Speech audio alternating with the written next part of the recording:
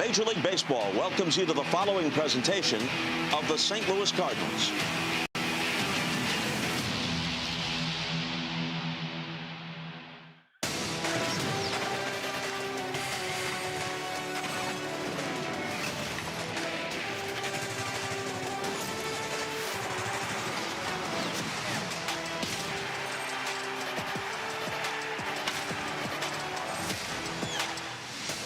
St. Louis Cardinals baseball on Cardinals TV is powered by MLB. We welcome you to baseball heaven. It's Busch Stadium. It's the Cardinals and the Pittsburgh Pirates on a cool and cloudy night for baseball in downtown St. Louis. Welcome to the UMB Champions Club, everybody. I'm Chip Carey. He's Brad Thompson. Chip, this is the place to be. Chip, I'll take two. Okay. Wins in a row against the Pirates. That's exactly what we want. Look, Cardinals have already taken 4 from them. It has been an outstanding homestand so far. A lot of action, and Chip, a lot of power showing up in this series. Cardinals are pouring on the offense. A lot of home run balls. Maybe the most surprising thing about this series, head-to-head with the Cardinals and Buccos, is the Cardinals' home run power. Big time. Look, let's get into it. How about the kid from Mars, Pennsylvania, J.J. Weatherholt? His big 2-run home run in the 3rd inning. That broke an 0 for 12 for J.J. He needed that. The Cardinals needed it. And then Nolan Gorman, his 80th career home run, a 2-run shot in the 5th inning. But, Chip, the Birds weren't done. Yeah, 2 more home runs. Alec Burleson, he is 34 RBIs on the year. That ties him with Jordan Walker. Burley, we thought his wrist might have had some problems. It looked pretty good with that drive over the Cardinals bullpen. And then, of course, Ivan Herrera, the extra inning heroics. Can you believe that's his first and only walk-off RBI? No, and his interview on the field with Jim Hayes was awesome. All of the emotions, so many great things going on early in this series. So let's check out our Liberty Mutual Insurance field coverage. The Cardinals' offensive rankings, they have indeed powered up, and surprisingly so. Chip, we were wondering where all of the runs were going to come from. Apparently, the long ball is part of the answer. 11th in home runs with 55 of them.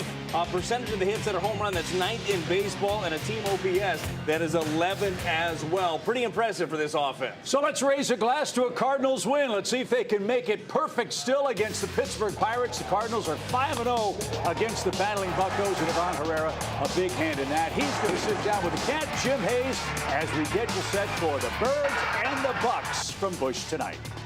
Who poured this? Wow.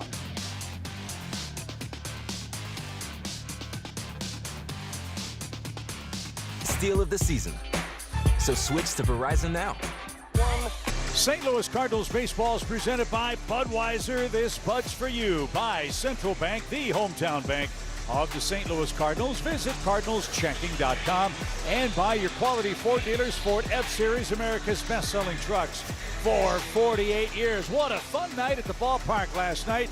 A little nerve-wracking, but Ivan Herrera, Brad, got it done with a walk-off home run, the first of his career. We keep saying it, this kid was born to hit. Yeah, he really has been the 5th home run of the season for him. You look at the numbers, though, since 2024, hitting for average, showing off the power. And by the way, there's more there. 116 driven in and 67 extra base hits for Ivan Herrera. This guy's using the whole field. He does a little bit of everything, Chip. Fun to watch him do his thing. Always fun to listen to him chat with the cat, Jim Hayes. And they spoke earlier today. Walk-off home run, a 3-run homer for Ivan Herrera last night. And after the game, you told me it was a dream come true. You had never done that before. So tell me about that. Growing up, were you thinking about that moment one day you would be a big leaguer and deliver a walk-off? I mean, I actually thought about it, maybe when I was like playing with my friends back in the day, with my brother. I remember we playing in the backyard of my house with a piece of the colorful balls, and a piece of wood that belongs to like a chair that we rip apart just to have a bat. So we always joke like bases loaded, 9th inning, hit a homer and walk off. And I did. I wasn't trying to, believe me. I wasn't trying to hit a homer. I was trying to hit a fly ball. Did you know off the bat it was gone? Kind of. Yeah, I hit it pretty good. I was like, okay, I spin it well, and just watching the ball fly, listening to the type of guys, and it's just definitely, like I said, a dream come true, because you think about that as a kid, and it happened now. Never happened in the minor leagues, so I'm just excited that happened yesterday. Mom, Dad, your brother, They watch some of the games. Did you hear from them? Oh yeah, they were excited. They watch every single game. Like I say, they think they're my hitting coaches. They always like, why don't you swing at the first pitch, or why do you take that pitch? I was like, don't you realize that like I'm facing pitchers like the best in the world, you know? So it's like it's a really competitive environment. So and I got this story with my dad that he always jokes and tells me like, oh, back in the day when I played, this guy throw 90 miles an hour. And I'm like, Dad, you know, I wish everybody throw 90. You know, like everybody throws 100 nowadays. So it's pretty cool, you know, and they're just proud, and I'm happy that I can make them proud. Last thing, you hit the ball out, end the game, it's a walk-off, and you're rounding the bases. And you know you just helped your crew, your team, your boys get the W. What's that feeling like? Amazing. I mean, like I said, the way I think is just like do a little bit to help the team win, and there I win. Like that's a huge deal to me. Like I said, that was a dream.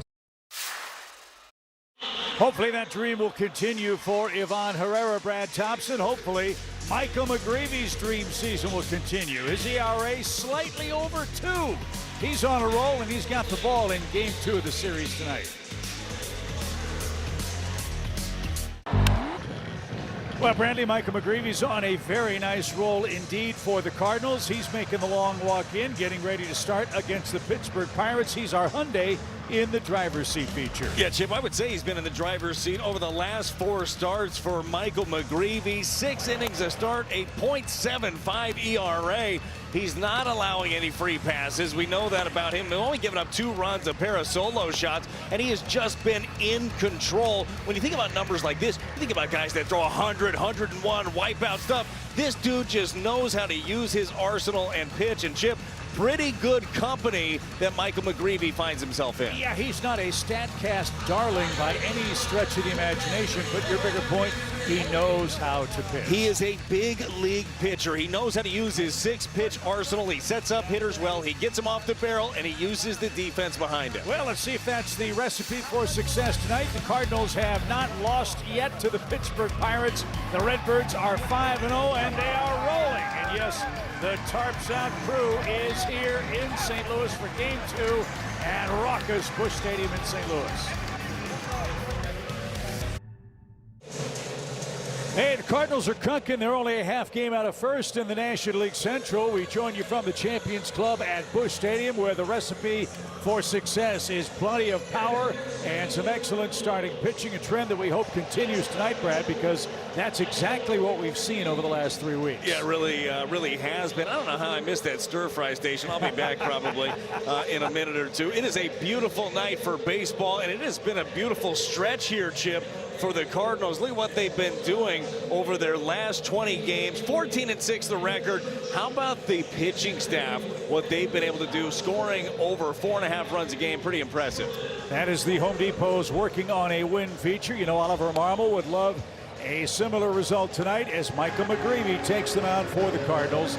Look at what he's done. A sparkling 2.10 ERA. His last 2 starts outstanding for the Redbirds against the Athletics and against the San Diego Padres. Yeah, a couple of really tough offenses as we take a look at the pitch arsenal for Michael McGreevy. Utilizes that 4-seam fastball. Changeup has been almost unhittable this year. Sinker, sweeper, curve, cutter, and slider for the 25-year-old right-hander. The Pittsburgh Pirates are a 500 club at the moment for Don Kelly. His Menard's starting lineup for the Buccos features Nick Gonzalez, Brandon Lau, Brian Reynolds, O'Neill Cruz, Spencer Horwitz, a villain in a pinch-hitting role last night. Connor Griffin drops to 6th in the lineup with Rodriguez, Garcia, and Jake Mangum hitting 7th, 8th, and 9th. Again, the Cardinals have had the Pirates' number.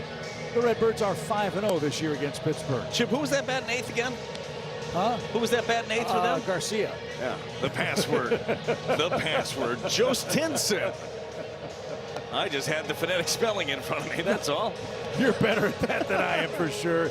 As you look at the Cardinals defense, good to have Mason Wynn back. A scare against Kansas City. The left knee was a bit of an issue, but a day off, a day of rest yesterday. He is good to go, and that was a big difference in the game last night. You could tell the Cardinals' infield defense not quite the same without Mason Wynn. Yeah, and no defense is going to be the same without a Gold Glover, especially at the position of shortstop. So glad he's back. All the imaging came back fine on that knee, and He is ready to rock and roll in this one. Hopefully plenty busy when Michael McGreevy's on the mound. A lot of weak contact, especially in that infield. And he'll be joined by Cesar Prieto, who gets the start at the hot corner defensively for the Redbirds here in game 2. It's McGreevy versus Gonzalez, and we are underway in St. Louis with ball 1 for Gonzalez. This guy's had an impressive run against the Cardinals this year.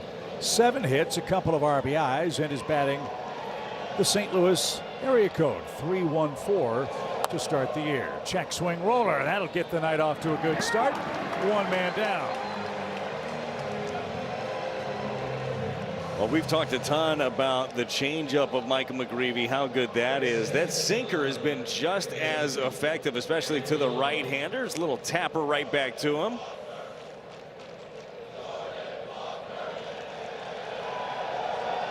Tarps off Cruz. Got the roll call working here in the first inning. Here's Brandon Lau, 252 hitter.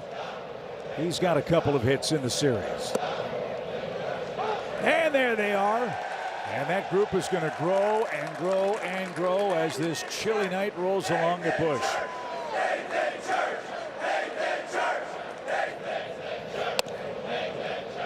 That just missed. So we had a little combination. Had the tops, tarps off crew. Yep. And then you also had a hot dog dressed up out there, which I was kind of digging that. Seems a little warmer, but festive, you know. I'm here to party, but I want to be a little warmer. Well, that's been the story here in the early going in St. Louis. Busch Stadium has been the best party in town because the Cardinals are playing great baseball. And there he is. Mustard dog, too. He knows what's up. Yep. Got that dog in him. Or on him.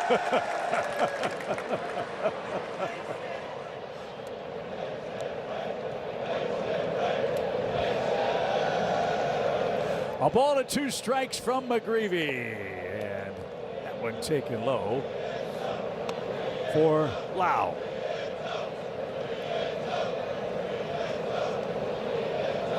What's so fun about that group is they do not sit down. They stand the entire game.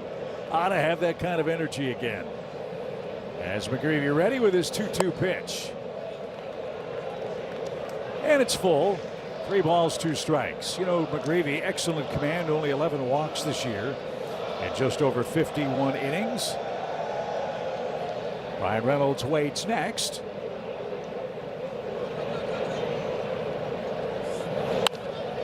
And that one on the ground. Mason backhand, strong throw, and in plenty of time. 2 out. Well, the thing about Mason Wynn over at shortstop, Chip, he makes plays that are not that easy look that easy. Look where he's starting on this play. Got a range way to his backhand side, plant the foot, strong throw across to get Brandon Lau for the 2nd out. And the key on that play, Brad, the plant. It was the left knee that was troublesome. He had to plant that knee, spin on it, and throw across his body.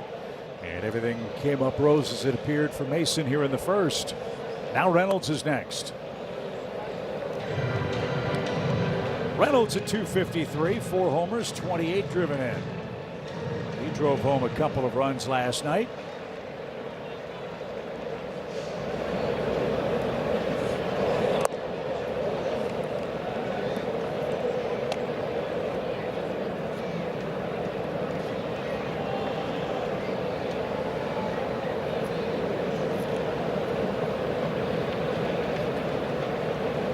Reynolds 2 for 4 in his career against McGreevy. And that one headed our way and just below us here at the Champions Club. Might want to keep your hands up and out of your meal. How am I supposed to eat if I've got to be ready? Also, got plates on plates full of food up here. Not leaving here without the wheezes. I'll tell you that right now. 2 balls and a strike. Right there, it evens it up. It's 2-2. Well, maybe this is where you see that changeup from McGreevy. It's been such an awesome pitch for him. He's only given up 5 hits on the changeup all year. We're about to find out.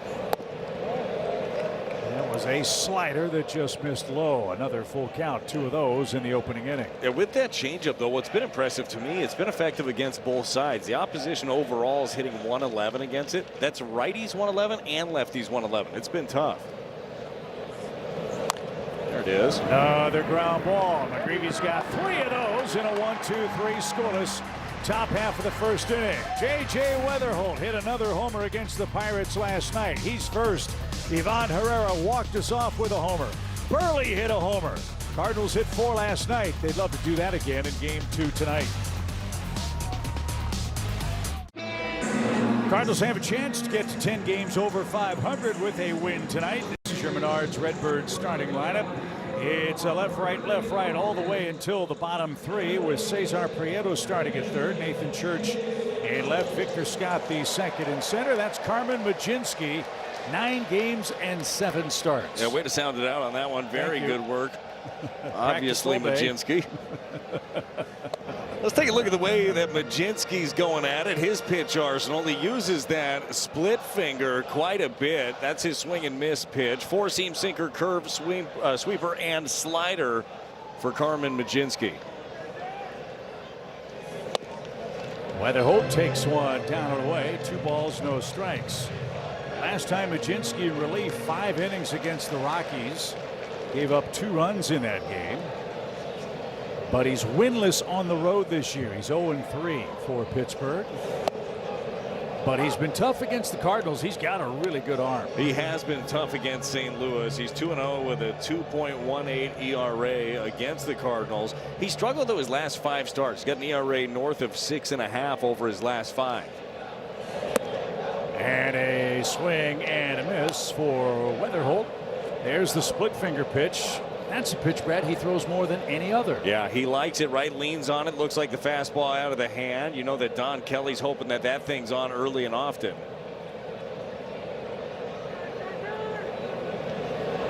Mlodzinski out of the stretch. And spiked that one. It's a splitter, full count. That's what Weatherholt does. He sees a lot of pitches. He's walked in 4 straight games. He'd love to set the table for the walk-off hero last night. Can't say how impressed I am more about what Weatherholt is going through. He's facing so many pitchers, Brad, for the first time, including Mlodzinski tonight, and he's still having this kind of patience and success at the plate. Yeah, and he's talked about it. He's getting approached differently throughout the season, right? Teams are trying different things against him. They'll find your holes quickly. This one popped up toward the stands in left and into them. And the job for a young hitter, any hitter, is just trying to figure out, okay, how do we counteract that? And he's such a student of the game. He's so incredibly teachable, taking all of these scouting reports and lessons to heart and learning on the fly. I've been incredibly impressed. There's a shot to right field. Weatherholt with a long at bat leads off with a single on the 8th pitch he sees in the first inning. Well, to your point, we'll see a lot of pitches and then get the big hit. This is the splitter. You see the action riding away. Just didn't get it where he wanted to and dumps it into right field. So the man from Mars is in orbit for the Cardinals. Redbirds have tallied 19 wins when he's scored a run this year. Yeah, go ahead and knock that out early then. Yeah. Let's make it a big 20. Again, can't explain more surprise that last night was the first walk-off hit for Ivan Herrera, a guy that, as you showed us, hits everything hard for the Cardinals. Oh, he does, and it felt like the right guy in a spot. He got a breaking ball and crushed it right there. The 3-run shot into the bullpen. There you bet 3.65 batting odds for Herrera to pick up at least 1 hit. He had 1 hit last night, and it went a long way. Tell you what I loved about, first of all, everybody loves the home run, the walk-off, the swing of the bat, but I loved his interview afterwards with Jim Hayes. Not only the emotion, but him talking through the day. He said, look, I had a couple of bad at-bats early, but I stuck with my approach, believed in the work that I was putting in, and knew that that hard work was going to come into something. And it did. It came into a big old 3-run home run when the Cardinals needed him the most. That's the thing. That is so hard for a young player to trust the process, trust a game plan, or maybe it's a mechanical tweak. And if you don't see results instantly, it's so easy to fall into the trap of let's go back to what I was doing. He didn't do that. he stuck with it and got paid off for it. 1 ball, 2 strikes. Weatherholt a short lead at first. And down and away. It's 2-2. Yeah, I'm sure for young players, the initial temptation is hit the panic button. And I think the coaching staff's done a good job of keeping guys from doing that. Jordan Walker's Exhibit A in that regard for us. There's a shot into right center field, and that's going to be caught by Garcia. And back to first is Weatherholt for out number 1. Here's the rest of the Pirates defense behind Carmen Mudzinski. Reynolds, Garcia, Jake Mangum left to right. Horwitz at first. Lau at second. Connor Griffin the shortstop. Nick Gonzalez is at third, and Endy Rodriguez is behind the plate. Rodriguez getting playing time. Joey Bart on the IL with a left foot infection. JJ got a great jump. Pitch in the dirt and no throw. That was easy pickings. Runner in scoring position. We talk about it all the time. The Cardinals put in so much work on their tells against opposing pitchers. Had about 3 steps before Mudzinski even picked up that left foot to go to the plate. So an RBI chance for Burley. And this one driven long down the left field line, and Burley gave us a scare on a diving out play at first base. Wondered how the wrist felt. Well, shortly after he did that. How do you get to that pitch up there? That is above the letters for Alec Burleson. That is 7th home run of the season, way up high. He's got an unorthodox setup, right? His hands start high anyhow, just gets right to the baseball. And another long shot for Burley. Who's one of the best Cardinals hitters with runners at second and third base. A .339 batting average with runners in scoring position. The Pirates outfield very deep here in the first inning.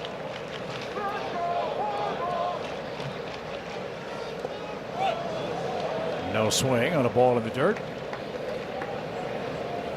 2 balls, 2 strikes. Mentioned the Cardinals are 14-6 in the last 20 games, and Alec has had a big hand in that. Yeah, no question. His numbers have been good over the last 20, as have Jordan Walker's. Right in the middle of your orders doing big things, you tend to end up winning a lot of games.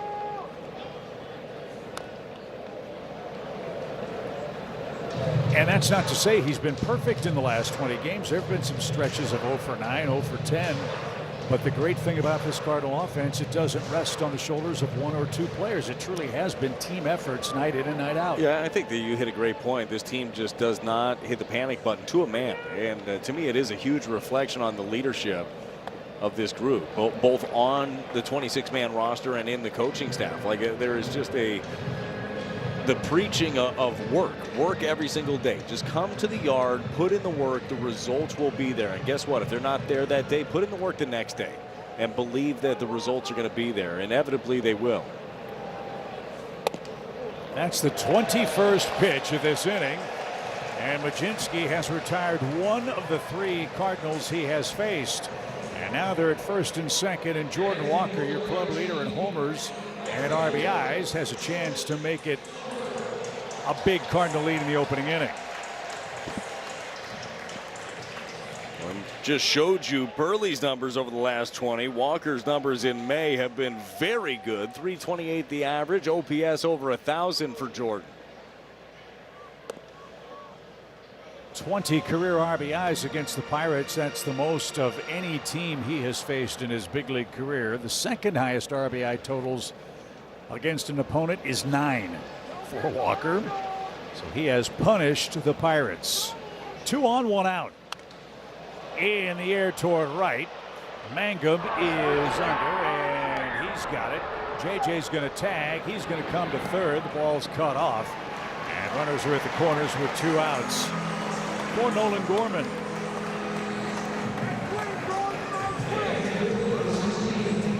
Nolan's got a nice run going. He's got a 6-game hit streak. He's also walked in 6 straight, so he's seeing the ball well. And how about his homer in the game last night? Yeah, big 2-run shot there for Gorman. Again, the Cardinals powered up in the ball game yesterday. 4 home runs in that one. You know, this guy's got power aplenty. Got a chance to see a lot of those. I mean, he's going to see a lot of the splitters. That has been if there's a pitch that gives him an issue, it's the changeup from the right-hander or the split finger, the slower one tailing away from him. The thought process for him needs to be line drive over the shortstop position. That one taken upstairs. 2 balls, no strikes to that point. Look at where Connor Griffin's playing. He's almost right behind the second base bag. Gonzalez near the line at third, so an inviting target the other way. The pitch made him throw a strike.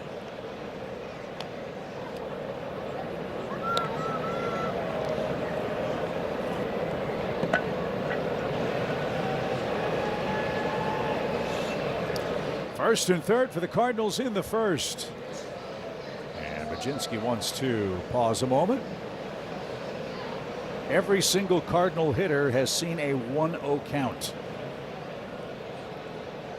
Hope that adds up as the night goes along. Pitch 27. That was a beauty. 97-mile-an-hour fastball. He does have a good heater.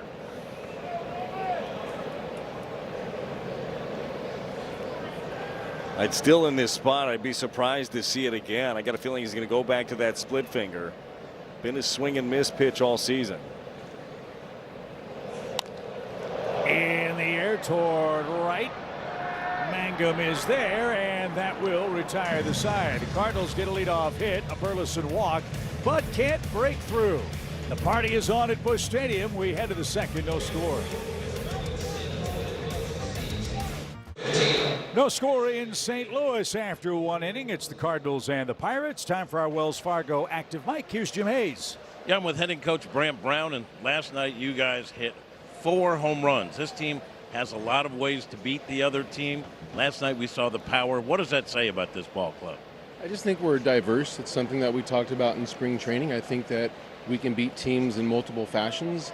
And in this league, you're going to have those weapons each and every night because you're going to need certain ones and particular ones on certain evenings to win the game. Ivan Herrera got the walk-off 3-run homer. He says he wants to tap into his power more. Do you want to see that, and how would he go about doing that? Well, you get power by not trying to have power. We explained that to Ivan, but he is a really good hitter. He has plenty of speed. For most hitters, it's about swinging at the right pitches. To provide that, we always say that homers are thrown, they're not hit. So when you're calm, you're bored, you're relaxed, let the pitcher do his thing, and then you just take a good swing. We just saw J.J. Weatherholt get a base hit. Obviously, pitchers, teams trying different ways to attack him. He doesn't seem phased. How have you seen the other teams go after him, and how is he adapting? Yeah, they're attacking more the bottom of the zone, change-up, spin. He's really good at fastballs. So the league is adapting, and we have already talked to him about how we're going to counterattack. He is never phased. It's the good thing about being young is I don't think they know any better, which I'm not going to tell him. So we're going to keep going with it, but he's aware of the adjustments that they're making, and we have told him certain ways to help him counterattack. He seems to have the maturity of a 10-year veteran. Am I wrong? Good brain. It's a really good brain. It's an enjoyable player to have. Good conversations, chews bubble gum like a maniac, to where we just enjoy having him around. Good player. Thanks for the chat. Anytime. JJ does chew a lot of gum out there, Chip. Yeah, we're told, Cat, it's 12 pieces a game. 12 pieces a game. At least, right? I mean, that's kind of the minimum. At this rate, he needs an endorsement. So we got to work on that, Brad. Yeah. We got to get him a bubble gum endorsement before the season's out. We'll work with MLB partners first, find out who that is, and then go from there. I was always a fan of the, back in the day, the Bazooka Joe, because they came with comics in them. Yeah, that was Sit out good. there and read some comics. That's down the line in right. That ball is going to go. It's a home run. Spencer Horwitz with a line drive home run, his 4th of the year. And Pittsburgh strikes first. Michael McGreevy's 7th home run allowed makes it 1-0 Pirates. Well, I told you the last 2 runs he had given up over his previous 4 starts. Both had been solo shots. Those ones don't end up hurting you, but a big swing at the bat there by Horwitz, who hits this 365-foot shot. It's a curveball. It's down. It's in. It's right into the swing of the lefty. And right there off the party porch, party patio in right field. Aaron Trowbridge and Tim Garcia, our great audio techs, had microphones placed strategically into that corner. You can hear the thud of the ball so clearly on your television sets at home.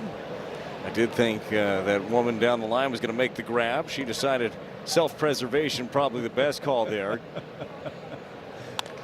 Connor Griffin with a base hit. That's headed toward left. Church cuts it off. Griffin, a big turnaround first, is going to hold there. So back-to-back knocks for the Pirates with one out. McGreevy's first 4 outs on ground balls. Yeah, and a couple of breaking balls that didn't go where he wanted to. This time the sweeper, your Chevy pitch track. This one backed up, caught way more of the plate, wanted that thing away, ended up middle in. How about another one of those ground balls here, Chip? That would be nice. Andy Rodriguez could provide it. Switch hitting catcher for the Pirates. Just 9 at-bats. Again, taking the place of Joey Bart, who's got a foot problem for Pittsburgh. Pirates strike first. Cardinals will have to come back here in game 2. And a strike.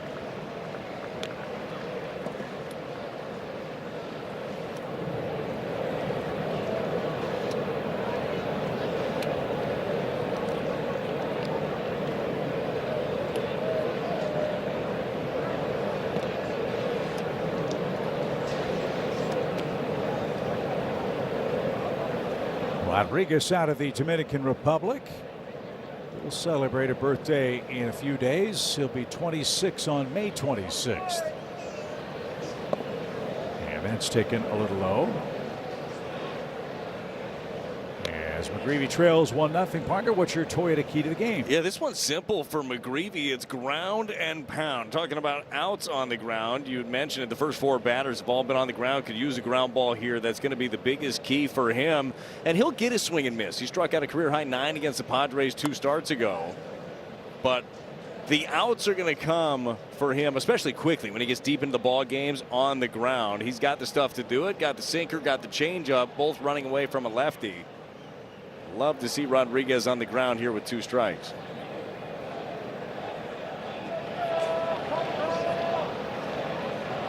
Tried to bunt with the last pitch and flails at that one and is down on strike. So the slider erases Andy Rodriguez.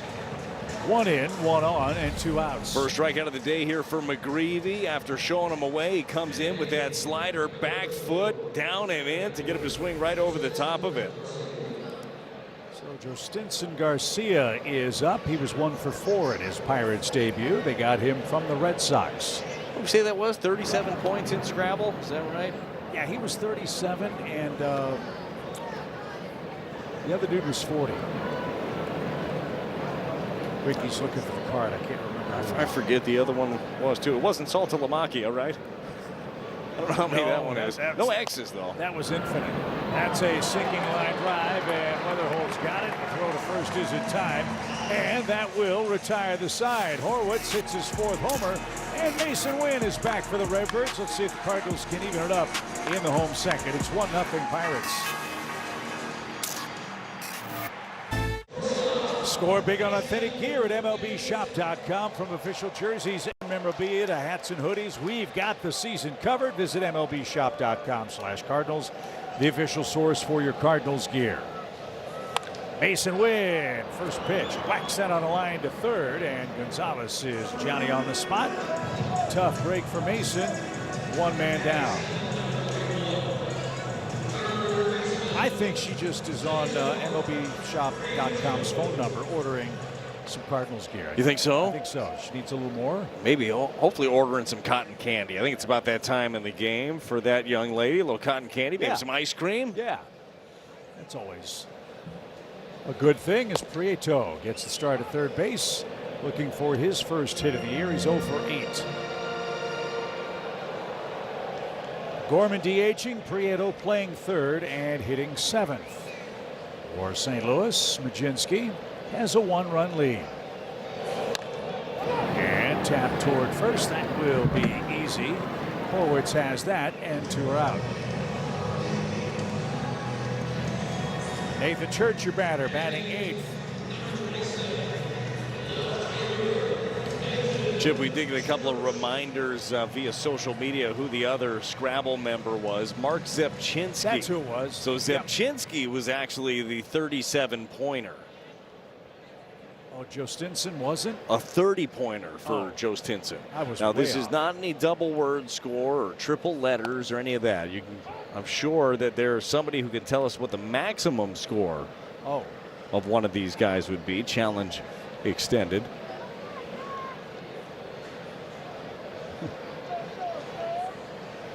No balls and a strike. You a good Scrabble player? Terrible. I told you before, like I make up words, but then you will believe me at the end of it that it's a word. I'll give you definitions. I'll use it in a sentence. I'll give you language of origin. You have such an Eddie Haskell face. How could I possibly right? deny Yeah, look at this thing. Right. Will this lie to you? Now, if you could put together Garcia's first name and Majinski's last name, you'd be the Scrabble champion. That's a mouthful. And no, Pittsburgh isn't that tough to pronounce, although it was for Ron Santo. The great what did Ron Santo call it? Well, let's just say Ron usually forgot the T's. Is that right? Yeah. Well, everybody's got their words. Yeah, don't we know that? That is on the ground. Knocked down at second. Throw to first will not be made. So Nathan Church is aboard. Third Cardinal runner of the game. Yeah, look, this one I thought that Brandon Lau had flagged it, but he didn't. This one to the backhand side for Lau.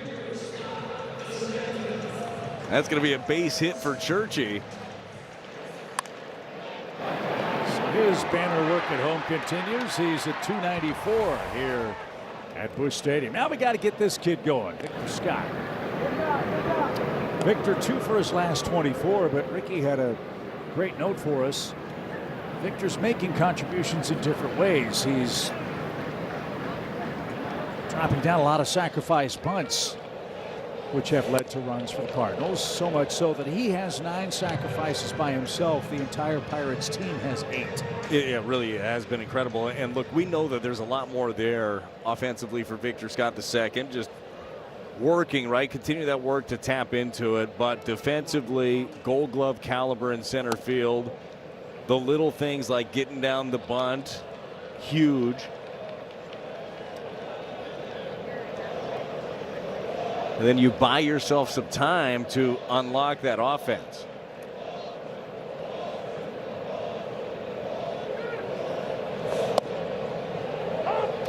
Made him throw a strike, and Majinski did it. 2-1 the count.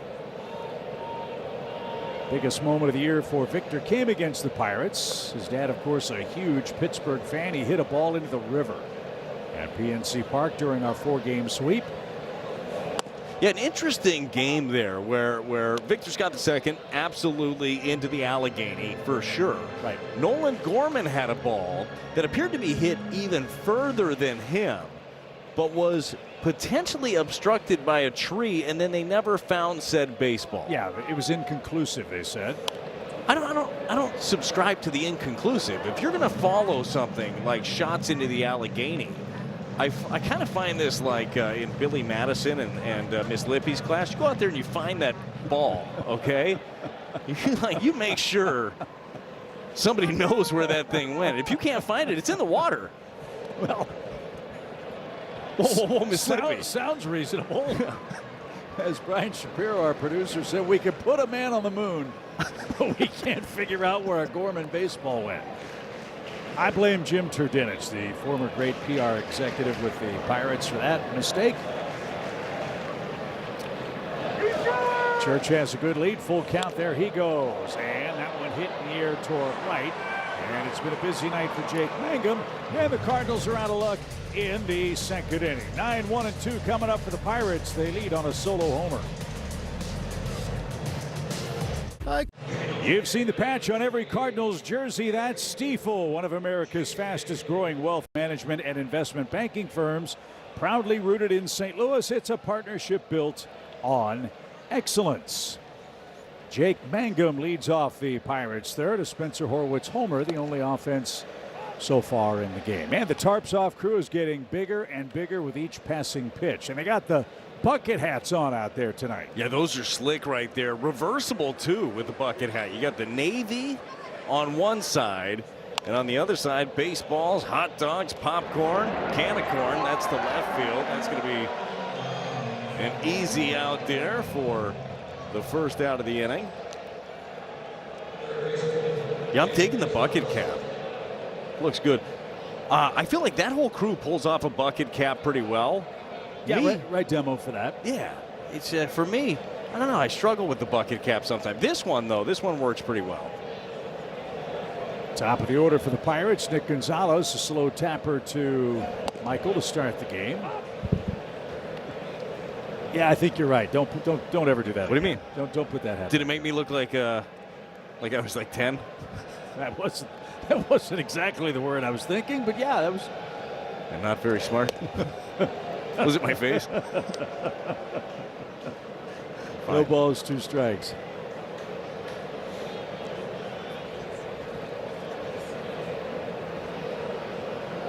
Brandon Lau to follow. Nick Gonzalez, who's got a 3-game hit streak. I like this guy. It's been a tough out, and he just missed a double on a slow roller toward third. Yeah, he fights, right? He's a guy that a lot like we talk about top of the order for the Cardinals with Weatherholt. We've talked about in years past about Donovan. He's one of those guys that can turn an 0-2 into a 3-2 pretty quick, and then all of a sudden getting himself a base hit. Over 85% of his hits are singles. And for a guy that hardly ever played third base, that's been his #1 position for the Pirates, who moved on from Key Brian Hayes. Hayes now a member of the Cincinnati Reds. Gonzalez hitting over 300, batting leadoff and playing a new position. You can't do much better than that. The sweeper just missed. It's an even count, 2 balls, 2 strikes. Pittsburgh's lost 4 in a row. They're trying to snap out of it here in St. Louis. Next on their road trip, a date with the Toronto Blue Jays. And that one whacked into left field, so Gonzalez a 1-out single.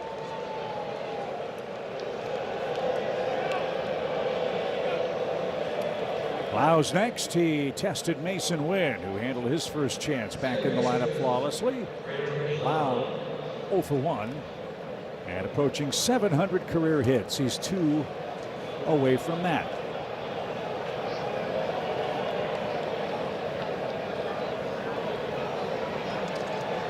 McGreevy has 5 ground ball outs in the game.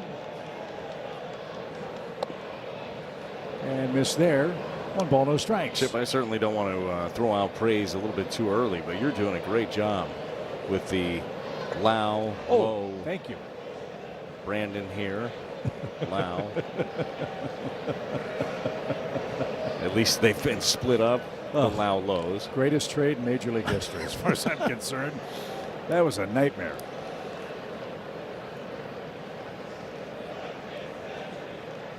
But Lau, one of the new Pirates, and he's trying to help them stay in contention in 2026. Hands held low, waist high, and a little late there. There's that changeup. 1 ball, 1 strike. Yeah, they really were busy in the offseason. They did acquire Brandon Lau. They brought over Jake Mangum. They signed Ryan O'Hearn to a 2-year, $29 million deal, which is something they haven't signed somebody to a multi-year extension since 2016. They brought in Marcell Ozuna on a 1-year, $12 million deal. Been a slow offensive start for him, but you know the damage that Marcell Ozuna has put up over the years.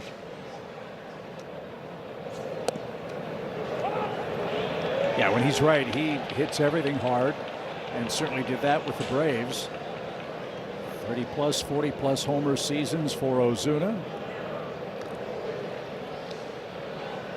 But slumping of late, Marcell, 12 punch-outs in his last 24 trips to the plate, so he's got a day of work and a night of rest.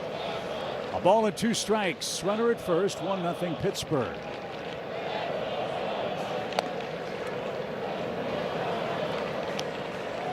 Now 2-2.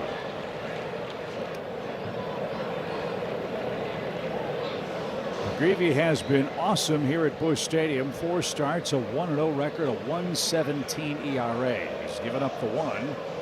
That was a second inning homer.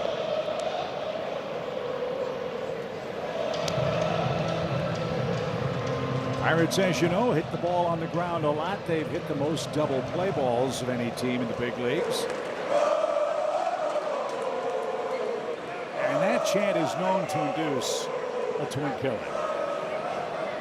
Is that a fact? Let's go. Or a fly ball. Church in left is going to handle that. And he does. No advance of the runner. Gonzalez anchored at first. Here's Reynolds with 2 outs. Well, outs are outs. Yeah. Well, a partner of mine named Ken Levine used to say leadoff walks usually come around to score unless they don't. You know what that is? That's just knowledge. Yeah. Is what that is. Wisdom. Kind of like the chant always leads to a double play That's unless right. it does it. Kind of like being a weatherman in San Diego. You're really not wrong ever. As Reynolds 0 for 1 with a ground out to first. 70% of the time, it works every time.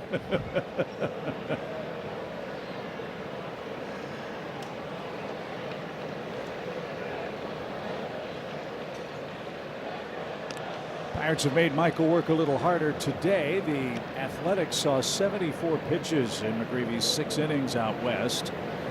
His next one will be number 43, and he's not yet out of the third tonight.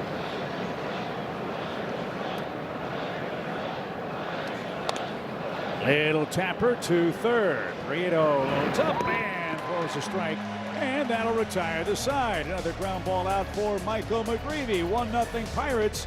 You're watching Cardinals TV presented by Bet365. St. Louis Cardinals baseball is presented by your Mid-America Chevy dealers and by BJC Healthcare. You deserve extraordinary care. What a feast at the UMB Champions Club tonight. What was your meal of choice? Yes. Everything that you see in that picture, I had. They had an awesome pork dish today. It was a marinated Hawaiian pork that was really good. The roasted potatoes, the veggies, the Caesar salad. Probably going to get a dog in a minute because it wouldn't be a ball game if you don't have a dog with mustard on it. Yep.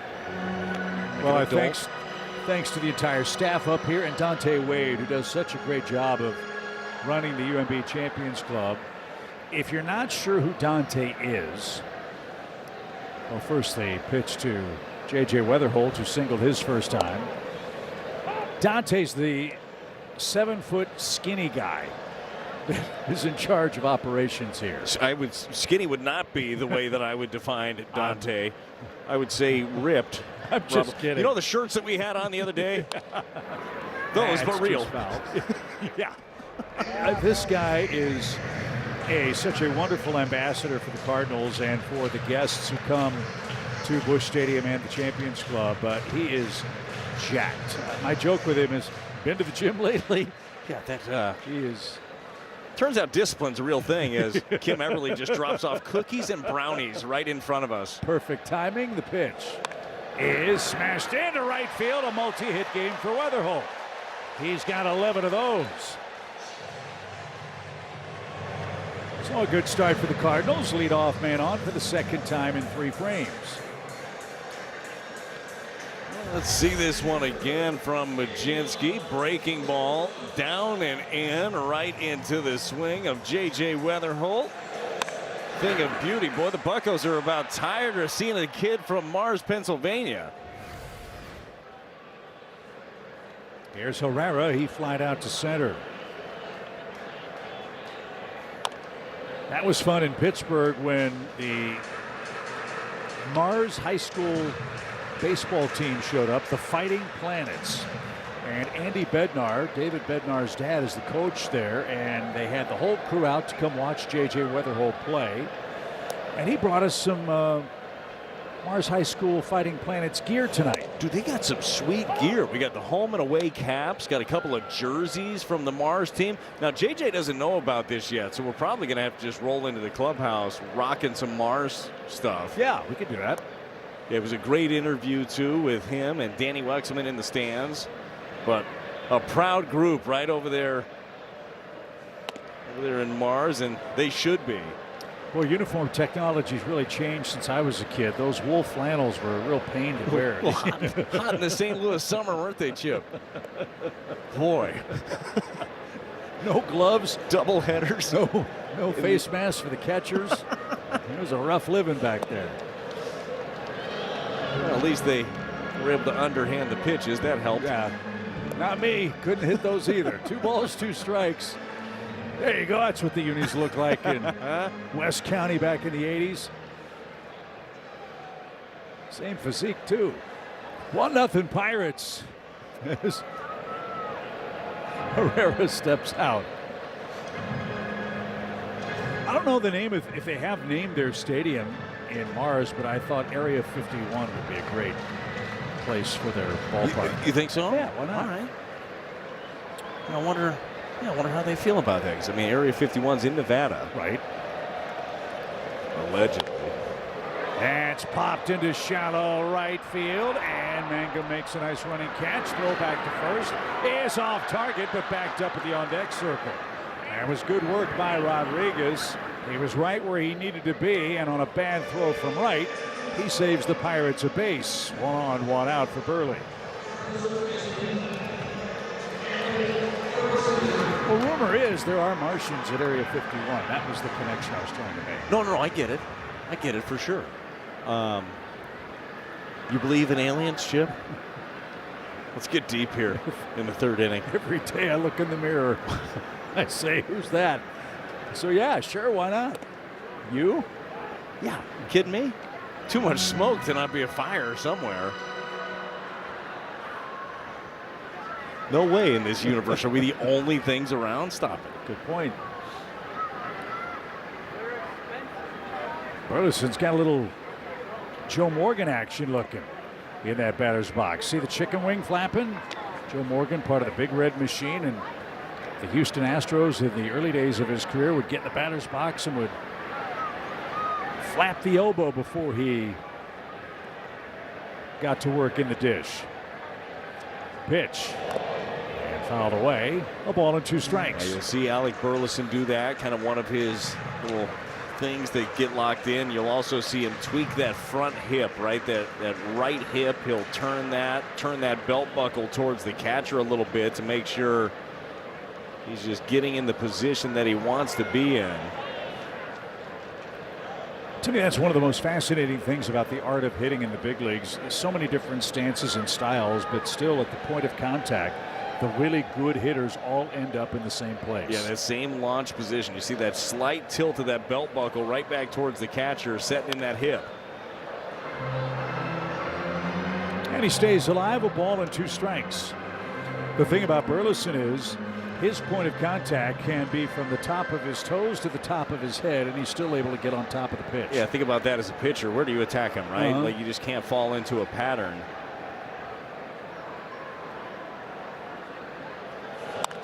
That one is poked towards second. The shovel to the bag for 1, and just in time at first. And that will retire the side. The Cardinals can't cash in a Weatherholt leadoff hit. Will St. Louis challenge this one? Looks like the answer to that is going to be no. A double play ends the Cardinals' 3rd. 1-0 Pirates in Game 2.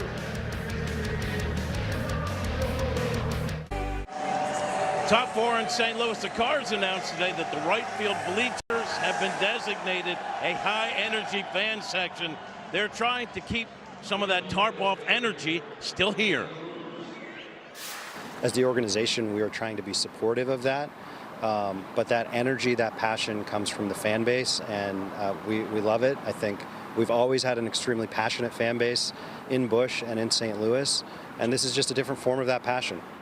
So the seats will be considered general admission, and Chip and Brad, the Cards hope to have a fan vote to name the section. I put out some earlier. I don't know if it's got any legs. How about Swing Dog Perch? Just spitballing here. Swing Dog Perch. I like that. Anything Okay. named after Swing Dog, I can get behind.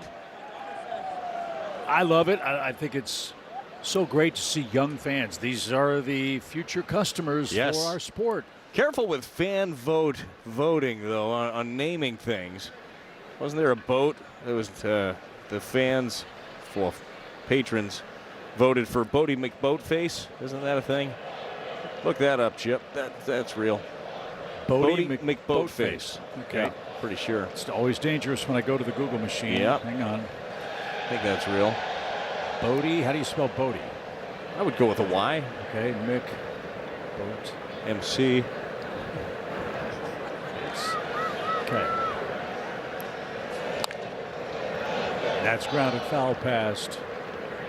Gotta make that play.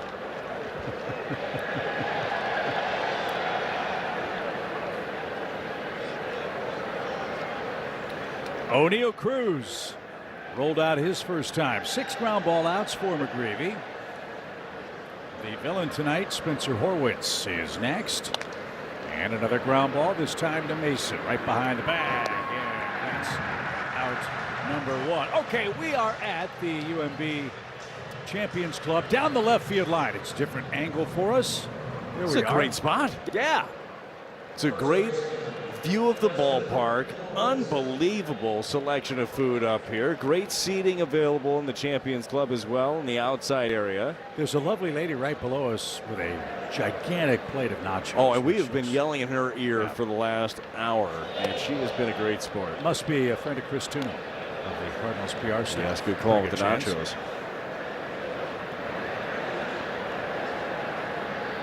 But there's no bad seat at the Champions Club, and we are thankful to be here with you tonight as we meet the Pirates in Game 2. Victor in center should have plenty of room to handle that, and he does. McGreevy quickly 2 outs here in the 4th inning. It's 1-0. Pittsburgh in front. Dusty Blake's squad has been excellent. Both bullpen and starters, Brad, have really found their stride this month. We showed you the numbers, man, over the last 20 games. Cardinals starting pitchers and relievers. ERA in the 3s. They're really getting it done. And that's just been the fun part about this club is they've picked each other up. Like at times when the offense isn't there, the pitching is. When time when the pitching struggles, the offense is able to battle. That's what good teams do. They pick each other up. There's no pointing any fingers. Why didn't you do this? Why didn't you do that? Just a young group that's fighting together. Having a lot of fun. You have fun when your leaders have fun too. This coaching staff, just great energy. Love teaching the game to their players. Love getting them better and better each and every day.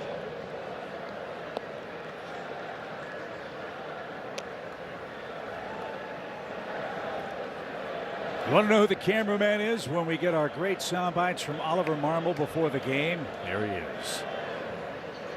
Phil Nichols between Daniel Descalso and Dusty Blake. Phil's out there on the field all the time too when pitching changes are made or after home runs and the like. Yeah, basically you see a really cool shot on the field. Phil's doing that. He's running all over the place. One of the hardest working guys here. How many miles a day do you think he walks? Chasing Jim around the locker room and during the game. Yeah, Jim's not the fastest, so I don't know if it's a couple though. Now he is. Phil and I were talking about this today actually. More on the field right now. Is this one chopped to the left side? That's going to be an infield single there by the rookie Connor Griffin. Less miles now. Phil used to be all around the ballpark. Now he's just kind of on the field, getting all those great shots every single day. So a little different, a role change. Well, I was about to say, you're not saying that he's slacking off on the job, are you? No, not at all. Yeah, I'm saying he's adapting, adjusting, running, getting in on the action.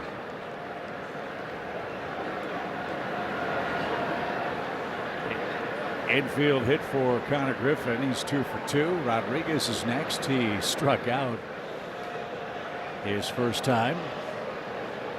Didn't we have a name for Phil? That one in the dirt and no play. Griffin moves up 90 feet. I thought it was Phil. No. We had a name for him. I can't remember what it was. Like a funny nickname? Yes. I think it was something his family called him and we hijacked it. I can't remember. I don't know. I would. Maybe I wasn't here for that one. It wasn't Bodie McBoatface. No. I know that. But it wasn't McCracken? Nothing? Nope. Okay. I don't think he's Scottish. Okay.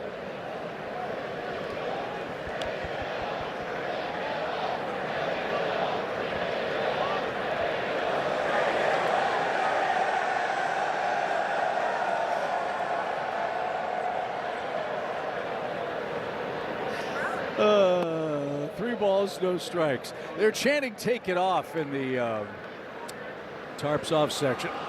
Dude, The section's getting bigger and bigger. the game started with 2 rows. Yeah.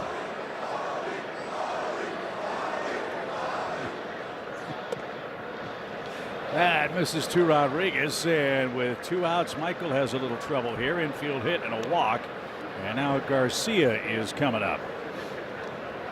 Rare base on balls for McGreevy, and he's approaching 60 pitches, so he's gotten back on time with a quick 3rd inning.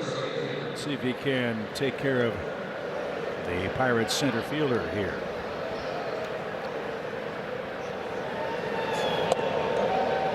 One ball, no strikes.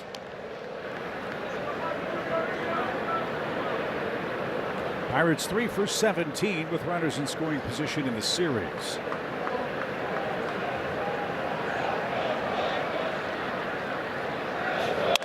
And that one shot up the middle, a base hit. Here comes Griffin around 3rd. He's going to score.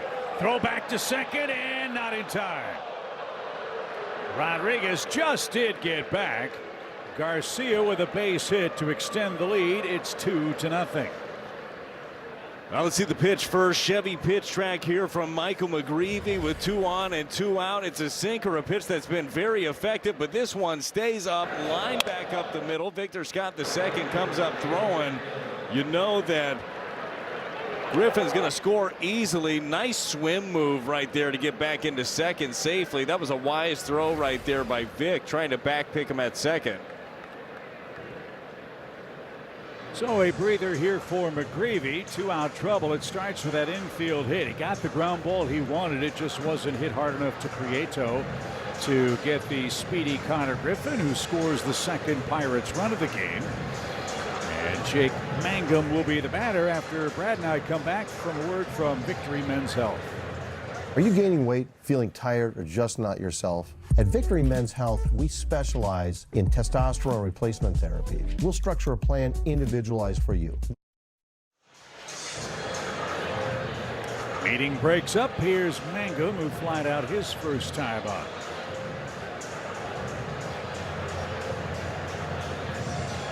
Mangum's missed some time with a hamstring problem for the Pirates. Batting .250 on the year to start play tonight.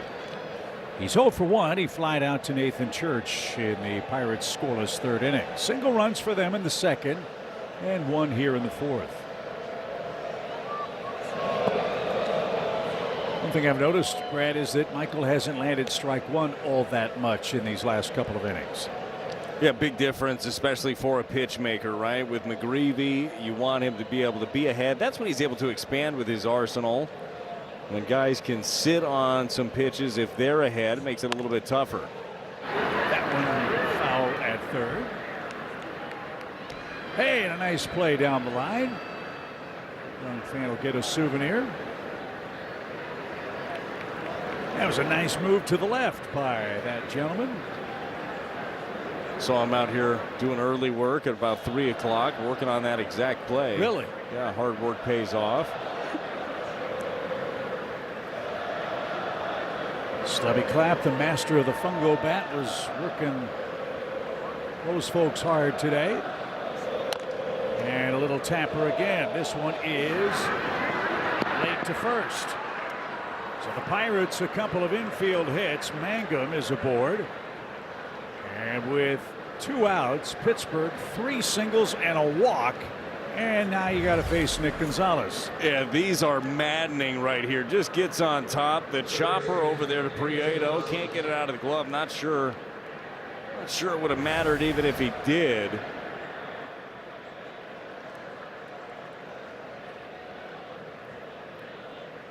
So Gonzalez is 1 for 2. This game kind of mirroring what happened to Libby last night. He was cruising along and then all of a sudden ran into a wall in the 5th inning. Yeah, that was crazy. That was, I think, through 4 innings, that was the best we've seen Matthew Liberatore in the big league. Struck out a career-high 9 in that ball game, and then just unfortunately a couple of pitches left up, a couple of ground balls that had some eyes, and an inning with a 4 spot against Matthew Liberatore. But I personally am more encouraged by that outing than anything else with the stuff that he was showing off early. Michael 7 for 19 in throwing first pitch strikes. And as you'd expect, huge difference in average and slug and OPS for any pitcher when they're pitching behind in the count as opposed to throwing that all-important first strike. He's 2-0 here, and no place to put Gonzalez. Did he go? He did. That's a break. 2 balls and a strike.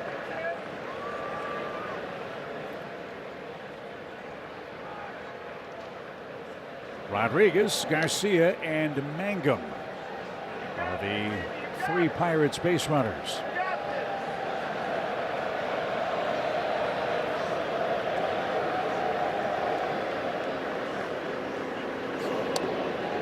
Strike 2. And Gonzalez is going to challenge. ABS powered by T-Mobile. Who's right?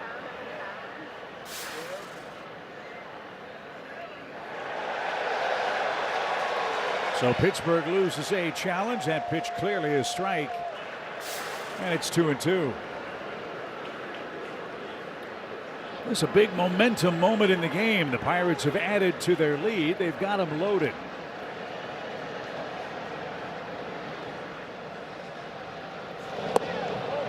And just a tick low. So everybody will be moving now with 2 outs. Hitters don't chase. It's a tantalizing pitch. Gonzalez laid off. So here we go. 69 pitches for McGreevy. And number 70 is on the way now. On the ground, Mason's got it. Loads up. Throws a strike to first, and McGreevy gets out of it. Pittsburgh gets a run on an infield hit from Connor Griffin. Garcia brings him home. It's 2-0 Pirates. It's still early in St. Louis. If you're hungry for something big, bold, and stacked, you've got to check out the new Big Arch Burger at McDonald's. I'm hungry for a big offensive inning for the Cardinals, who trailed 2-0. Jordan Walker is going to lead off. And Baczynski misfires inside. 1 ball, no strikes. Jordan flied out to right his first time up. 11 RBIs for him this month. He came in with a .328 May average. He has been remarkably consistent, with the exception of about a 7-8 day stretch. But man, has he gotten back on the beam in a great way. Well, that's what's great about that. You're going to have ups and downs. I don't care if you're a young player like Jordan Walker, still trying to figure out your footing, and boy, it looks like he's getting that figured out. Or you're a veteran player, you're going to have down times. But what was great about Jordan was he didn't get down during those times. Like, he just continued to work. He was there early, digging into video, digging into scouting reports, and getting right back to where he was.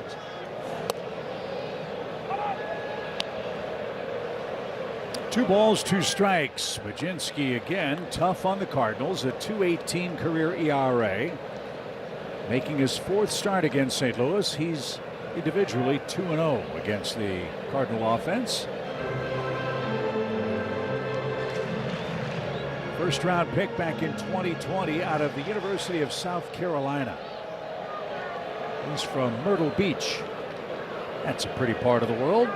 The pitch. Fought off foul. I've never been. It's beautiful. I gotta go check it out. Pine trees and ocean, if you like that sort of thing. That sounds like the best of both worlds, actually.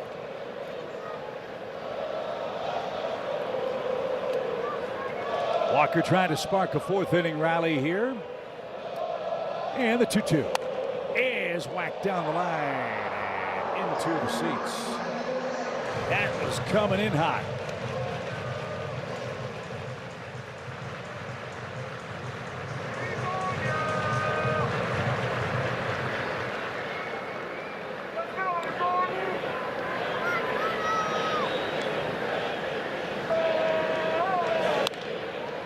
Up and out of play. It's astounding, as hard as today's players hit the baseball, and the hue and cry that was in our sport 5-6 years ago, whenever it was, that the netting went up. down the lines You further. don't even notice it anymore, and it's so critically important now. I will be the first one to tell you I was anti-netting. I was like, just pay attention at the ball game. Nobody pays attention, okay? Half the people are on their phone, and you don't notice it. The netting is so good now. You're able to see right through it. You're safer. You feel safe bringing your kids to the game. Does not affect any of the entertainment value at the ballpark, certainly. Especially the ones over the dugout. Those ones, yeah. I mean, guys would hit screamers. David Eckstein was famous for that, just fouling off tons of pitches. He would hit just liners right over the dugout. Better be ready.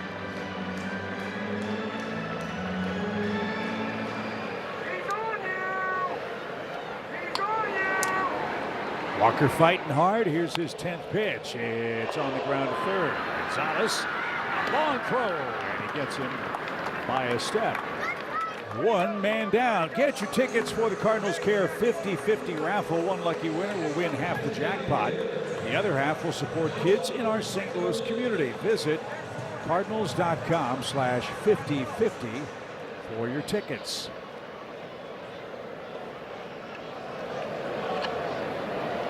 Here's Gorman. He flied to right.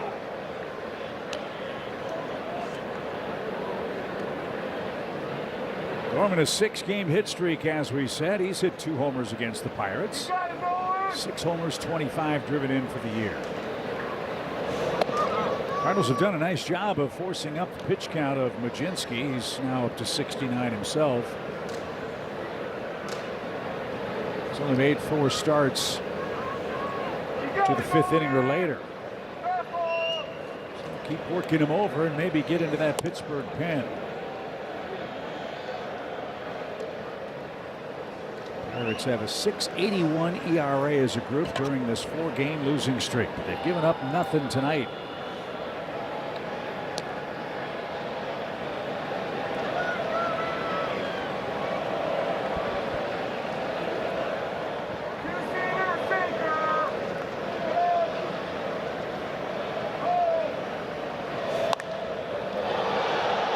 Popped up, and again Mangum is there.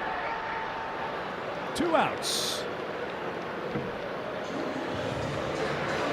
Mangum already 5 putouts in the game in right field. Here's Mason. He lined out to third base. Game number 48 on the season tonight. Time flies when you're having fun, and we are doing that. One more with the Pirates tomorrow, then it's off to Cincinnati and Milwaukee for an important road trip. Cardinals in a stretch of 12 straight games against divisional opponents. Redbirds have played great against the Central. They're 6-1 against them, including 5-0 against Pittsburgh. Yeah, so far so good. But it will be nice to see the Reds, the Brewers, the Cubs when we get back to town. Reds played the Phillies today and beat them 9-4. First series loss for the Phillies since Don Mattingly took over as the manager. But it's been a rough May for Cincinnati. They've won 6, they've lost 13.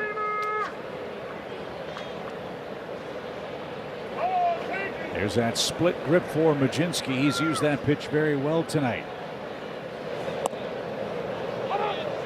And a curveball finds the glove. 1 ball, 2 strikes.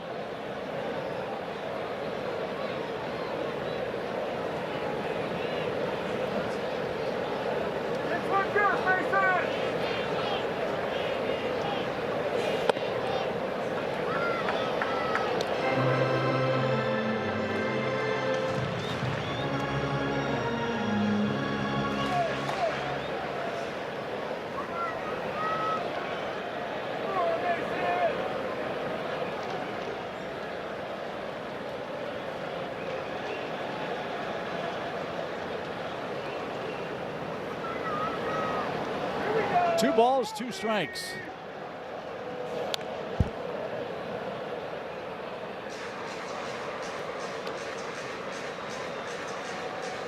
It is inning number 4. A lot of baseball left at Busch. 2-0. Pittsburgh has the lead.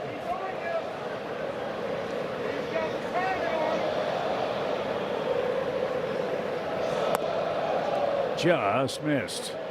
So another full count. Prieto would like a chance to bat with a man aboard. That was a really good take right there by Mason Wynn with 2 strikes. That one, tough slider just under the zone. Strike 3. Wynn looking for something else. That's not what we were hoping for. 3 up, 3 down for the Cardinals. Game 2 heads to the 5th. That sword. Kick off summer with the Cardinals and Tums. For a limited time, get tickets for $10 plus $10 in Cardinals cash for great summer matchups. Details at cardinals.com/Tums.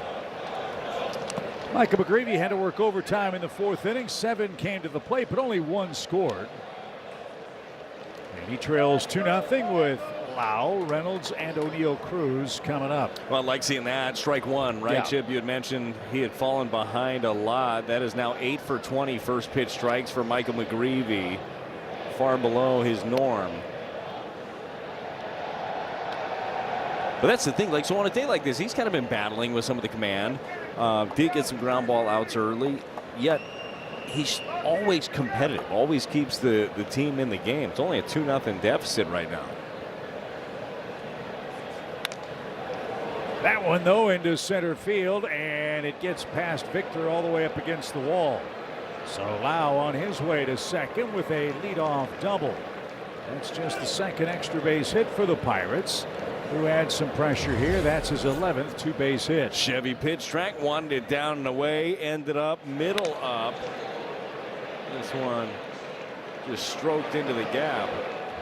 That, I guess, is another facet for McGreevy. He's just been a tick-off in location in this game. Well, and that's it. That's going to be the key. Look, when you don't throw 97 to 100, your location, while it doesn't have to be perfect, it's got to be a lot better. You just don't have the margin of error that some of the guys with the higher velocities have. What I do love about McGreevy is he's always the same dude. Like, he does not get rattled out there on the mound. He's able to just take the next pitch, the next moment, whatever he's got in a given spot. I know it's something that Dusty loves about his young starter. Just able to compete, pitch in, pitch out. Reynolds next, and bounces that to first. It's a productive out. Reynolds does his job, gets Lau 90 feet away, and now O'Neill Cruz, the key man in the inning.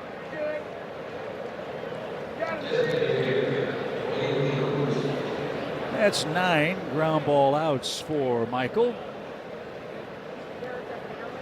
And Reynolds will get a tip of the cap from his mates. Despite an 0 for 3, he moved Lau up to 3rd base.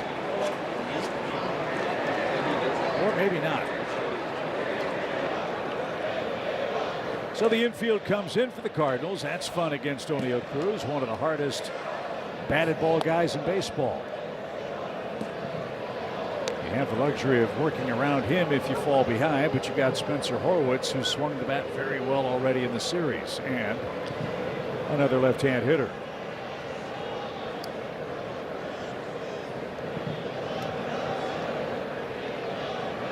Two runs on 7 hits for the Pirates, no runs on 3 hits for the Cardinals.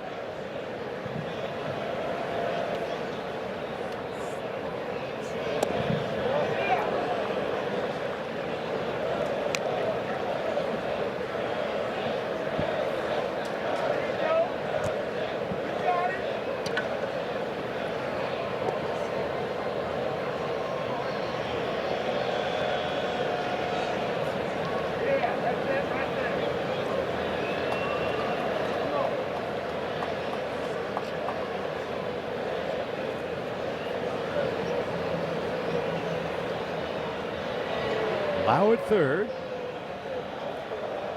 McGreevy out of the stretch. Little tapper.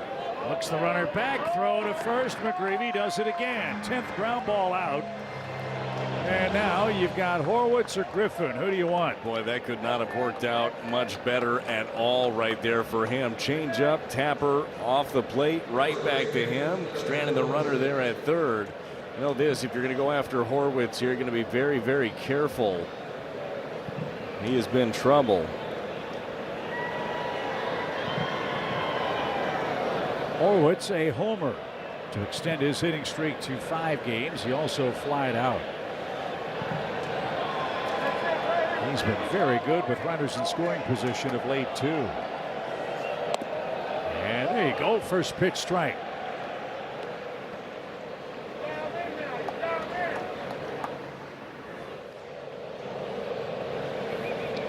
Horwitz 7 for his last 13. With runners at second or third base. This is a big run to cut off. Leadoff double.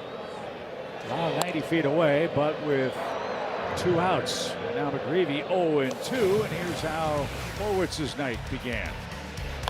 Well, he got himself a breaking ball down and in, smashed it right down the line. Your StatCast powered by Google Cloud, only 54 feet high, but got every bit of it down and in. 0-2 looking to bury something here.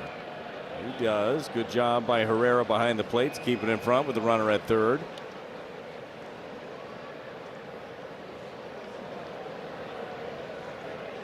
What a luxury, Brad, it must be for a pitcher to know you can trust your catcher in a spot like that to make that pitch. Yeah, and you have to be able to, right? I mean, in these spots, you need to be able to bury pitches. That guy has got to be able to block it. We know how much work that Herrera has put in behind the plate to get better and better, and it's really showed off.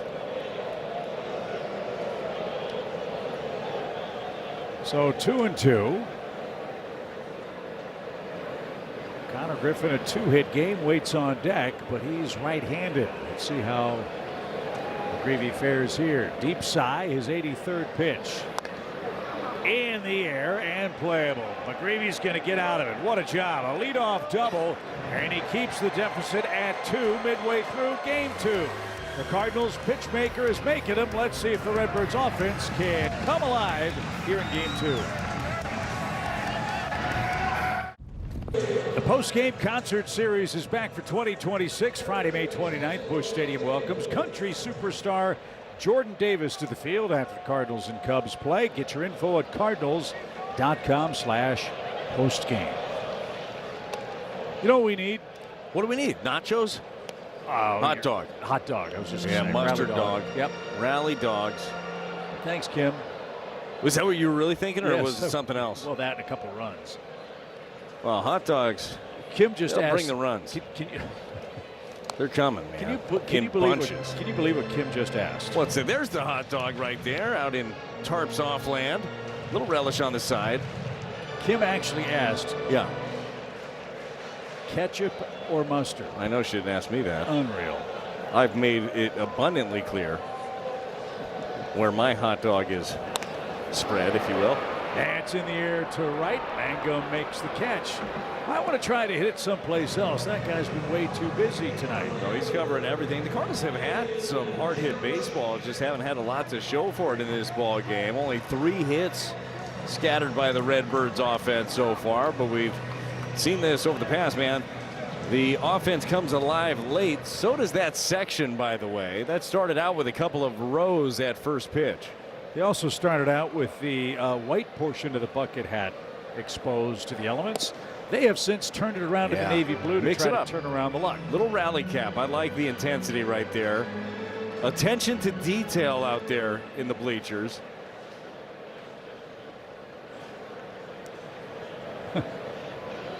They're having a ball. That's fouled away by Nathan Church, who has an infield hit. Cardinals have just 3 hits tonight. They're all singles. Redbirds' best chance to score was the first inning. They had 2 aboard with 1 out and 2 flyouts. Took them out of the inning.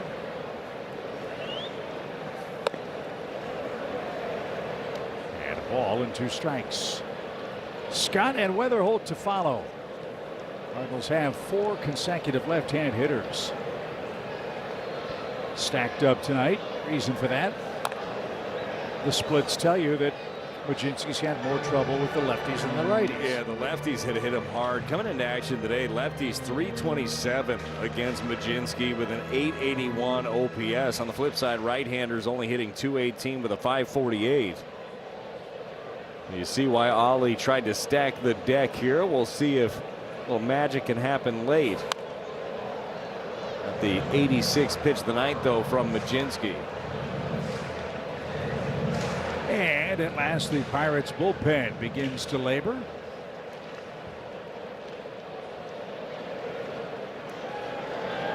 Nobody's throwing, but they are starting to get loose as Majinski approaches 90. That one missed. A curveball evens it up. 2 balls, 2 strikes.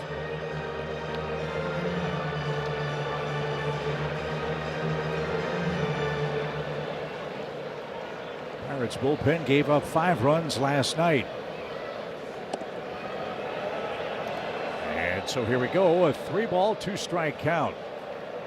Majinski's not gotten through the lineup twice yet. Church, the 8th place batter. Victor on deck.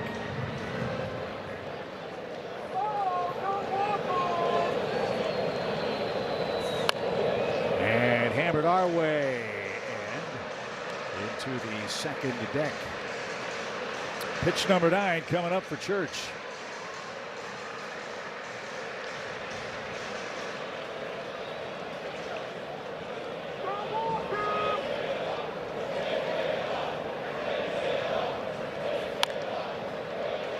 That's foul off to our left. Dogs are here.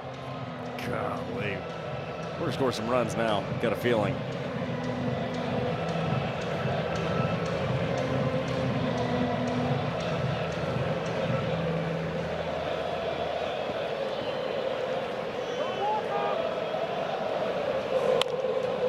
That one shot towards second on one hop. Long battle retires Nathan Church. And 2 men are out. Victor Scott, the final hope in the 5th. Yeah, Chip, I'm not sure it's in our best interest to do every game here from the UMB Champions Club because you'd have to wheel me out of here by season's end. Yeah. Food's great. Environment's great. Awesome. View's terrific. All that's missing is a Cardinal comeback. But we got time for that. 4 innings left after this one if needed. That one smoked toward right center field. That's going to get down and roll to the warning track. Victor around second. Here he comes, and he will stop there. So we got a chance to tie it up. Victor Scott the second just ripped his 3rd double. That is the 4th Cardinal hit, the first extra base hit. And J.J. Weatherholt, who's destroyed the Pirates, is next. He's our BJC Healthcare difference maker. Yeah, well, that was a sweet swing of the bat right there by J.J. going down and getting one. Then another one, a curveball right through the 3-4 hole. A couple of knocks in this one. And after a big double there by Victor Scott the second, a chance to drive in a run here with 2 outs. So, Jim, a big spot for the Cardinals here. Weatherholt's a chance to tie it up. Yeah, he said he's not sure why he's had so much success against his hometown team. He said, it's like I told my grandmother, maybe facing them makes me appreciate being in the majors more, or maybe baseball is just weird sometimes, guys. It is weird sometimes. There's a strike. And it's 1-1. Well, there's no defying the results or denying them. He's got 10 hits in 22 trips to the plate against the Pirates. 3 of them homers. Yeah, that'll do it right there. He has been trouble for them. That one on the ground to second, and that's going to end the Cardinals' 5th. Victor Scott with a 2-out double, and the Pirates acting like spoiled brats here in game 2. They lead 2-0.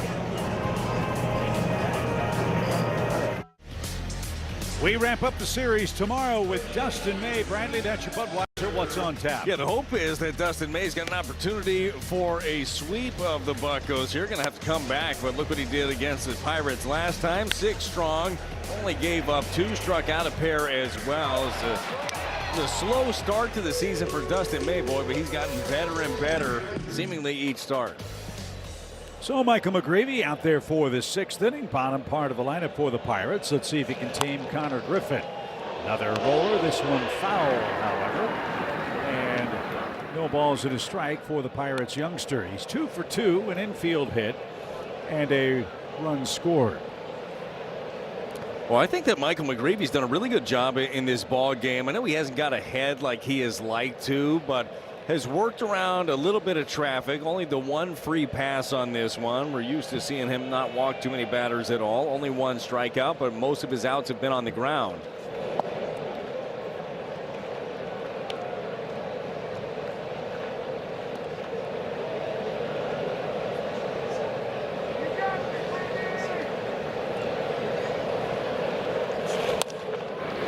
Griffin on the ground is 3 for 3.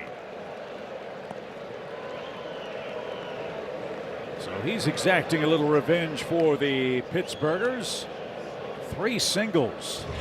Now the kid goes down and gets a sinker. This one, it's down, it's away. It's pretty much where he wanted it. He just did a good job of going with it. Remember, we talked about how effective that sinker of McGreevy has been against right-handers. Coming into action today, only hitting 111 against that pitch for the righties. A nice piece of hitting by the 20-year-old. So McGreevy's got some work to do here. Nobody up in the Cardinals bullpen. Andy Rodriguez, the catcher, has struck out and walked in the game. And Garcia to follow. Griffin's got 3 hits. The Cardinals team has 4. That puts things into perspective tonight.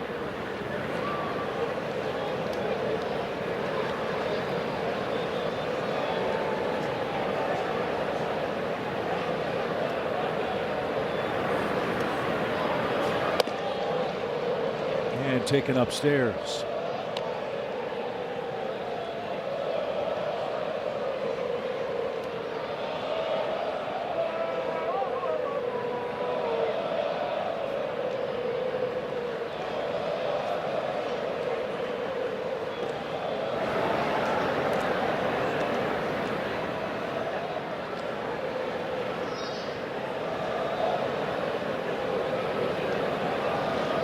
Cubs are losing tonight 5-0 to Milwaukee. Brewers trying to sweep the Cubs. Wrigley Field. Cubs had a 15-game home winning streak snapped. And they lost Edward Cabrera tonight. He had to leave with a blister for Chicago.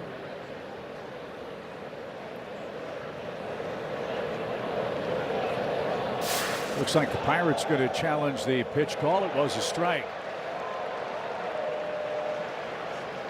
So Pittsburgh has exhausted all of their ABS challenges. We've got a lot of baseball left, so we'll see if that helps Michael along here.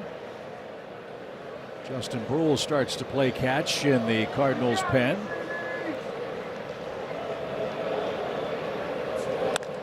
And in the air to center. Victor coming on, dives and traps it. Great effort. But he couldn't get there in time, and Pittsburgh with 2 on and nobody out. A great effort, great concentration to even get that on the short hop, because if he misses this is trouble all day.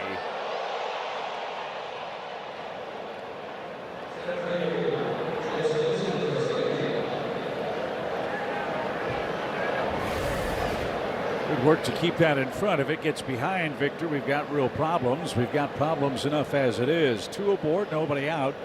And Garcia next with a hit and an RBI.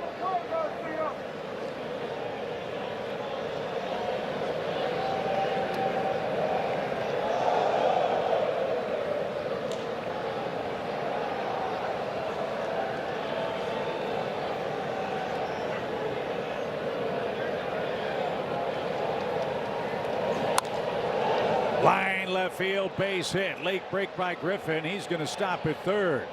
So 3 straight singles for the Pirates in the 6th inning. They are singling Michael and the Cardinals to death tonight.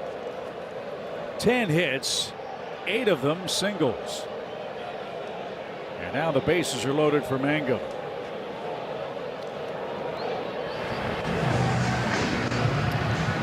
And that is going to be the end of the line for Michael McGreevy. Justin Brule is going to come on with a big mess. Bases loaded for Pittsburgh in the 6th inning. They enjoy a 2-0 lead.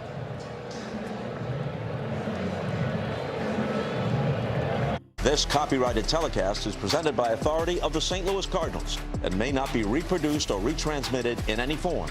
And the accounts and descriptions of this game may not be disseminated without the express written consent of the St. Louis Cardinals. Well, Justin Brule inherits a real tough spot. Brad, I'm sure you've been in positions like this. It's bases loaded, nobody out, and a close game. What's the mindset for Justin here? Yeah, generally put myself in these positions right here as Brule is. Look, it comes down to executing, right? It just comes down to being ready right out of the gate and being able to locate early and often, especially down with some of these breaking pitches. Mangum takes upstairs. We mentioned the good numbers for the Cardinals pitching staff this month, and the bullpen has been very, very solid too. Give Brule some credit. After a rocky month of April, things have gone a lot better for him in May. They really have. We talk about this all the time. If you're sitting here looking at an ERA for a reliever, that's probably not the way to go. Look at how they've been throwing the ball as of late. That sweeper been a very effective pitch for him as he evens the count. But last few outings been very good for Justin Brule. Infield in with nobody out. Little pop, shallow right center. Victor is going to come on. He's going to settle underneath, and his throw to the plate is on the money. So Brule gets the all-important first man. Now a double play gets you out of a big mess. So Justin makes a big pitch. He retires his 14th first batter out of 23 faced. John Jay alertly looking at all of his outfielders. That was a lot of ground to cover right there for Victor Scott II. Caught that about 20 feet outside of the outfield cut or infield cut of the dirt. Would have been an infield fly in playoffs. Will you let it go? It's a long time ago, Chip. Feels like yesterday, though, doesn't it? Elephants never forget. Good call. 1 ball, no strikes. Thanks a lot. Gonzalez 1 for 3. At least the fans handled it well. And Herrera had to stretch out.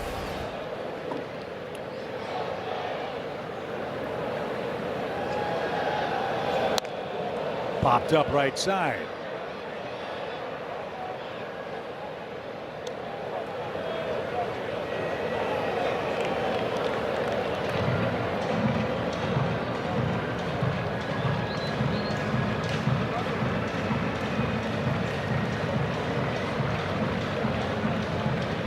Big spot in the game. It's manageable at 2-0.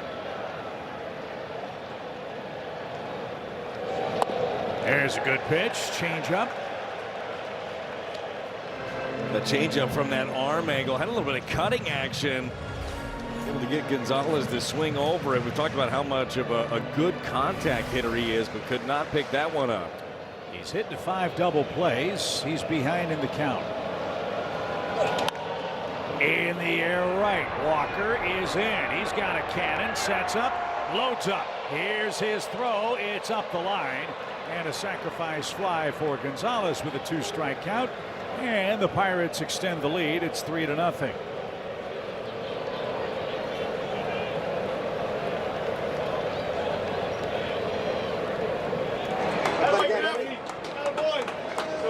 Walker looked to stagger just a bit as that ball was coming his way and right from our perch down the left field line.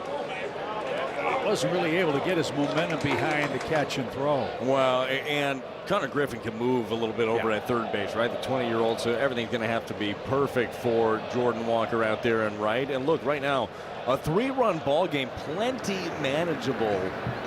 Again, huge run standing at third base. Brandon Lau has a double. That came in his last trip to the plate.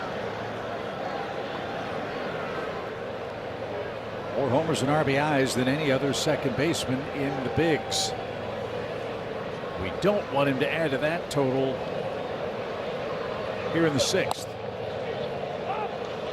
1 ball, 1 strike. 3 runs on 10 hits. All the runs are Michael McGreevy's responsibility tonight.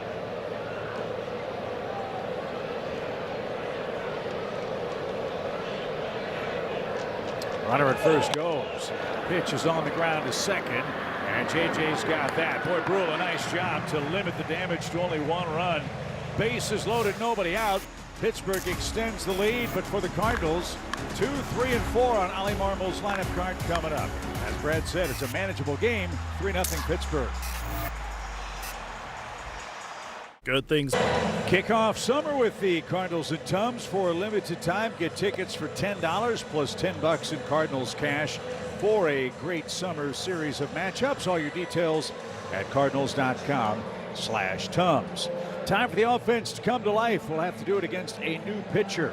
Carmen Majinski is done after 5 shutout frames, so it's Johan Ramirez, Brad, to answer their first Chevy called to the bullpen. Well, they didn't have the answer for Majinski. Can they get to the bullpen of the Buccos yet again? Pretty good season so far for Yohan Ramirez. But maybe a new look will be beneficial here. Well, why is he in the game in this spot? He's a strikeout artist, 33 of them. That's the 8th most of all major league relievers this year. He's retired 18 of 20 first batters faced. And in his last 3 outings, he has struck out 7. So Don Kelly trying to shorten the game with Herrera, Burleson, and Walker coming up. Got to tip your cap to Majinski. He only struck out 1 batter in 5 innings, but surrendered just 4 hits and didn't give up a run. Yeah, a lot of weak contact. The Cardinals did hit into some bad batted ball luck. Had a couple of balls that were barreled up right at people. On the ground to second. Plenty of time. Herrera is 0 for 3. Let's step aside for a quick word from BJC Healthcare.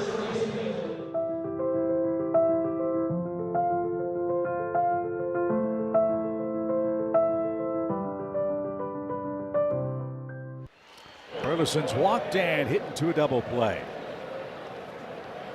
He's 6 for 16 at the plate on the homestand. And in for a strike. This guy's got a good arm. And he's got that good sinker, great action on that 4-seam. His sweeper is his big swing and miss pitch. And it's a base hit for Burley. Combs that sweeper into right. And there's a start for St. Louis. Burleson 1 for 2 tonight.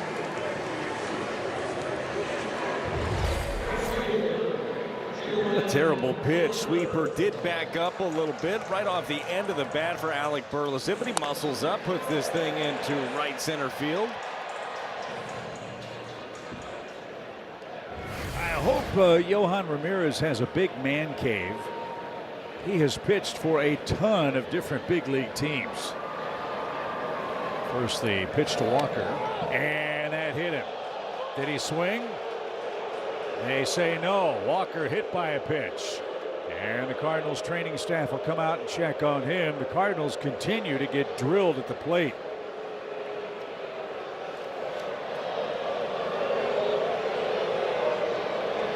That's the 38th hit batsman.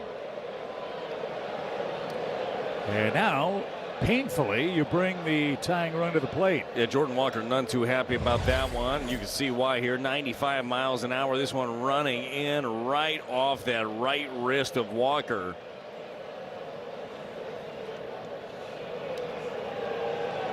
Here's what it sounded like.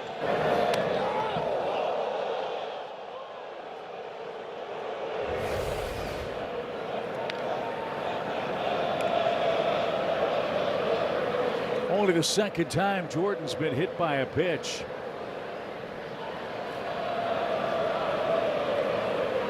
And they're still checking out that powerful right forearm. That's the last thing Ramirez wants to do, because Nolan Gorman comes in hot. He's flied to right twice. Another deep fly to right would tie the game.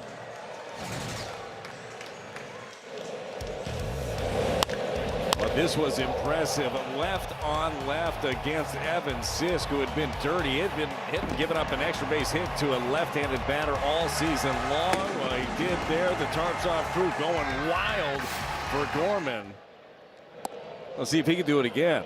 So we've got a rally here in the 6th inning. That's been one of the calling cards for the Cardinals. They do some of their best work against opposing bullpens. A base hit for Burleson. Walker hit by a pitch. Those are your runners here in the bottom of the 6th.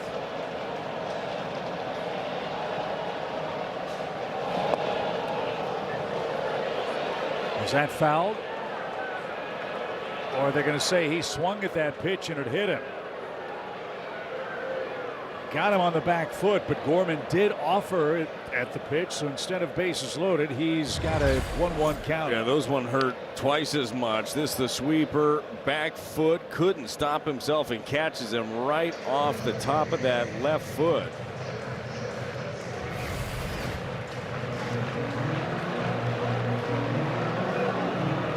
Pittsburgh wants to try to settle down Ramirez here, who's been wild in the 6th inning of a close game. Mentioned Ramirez has pitched for a lot of different big league organizations in the majors alone, with Seattle, Cleveland, Pittsburgh, the White Sox. In 2024, 4 different major league teams. The Mets, the Orioles, the Dodgers, and Boston.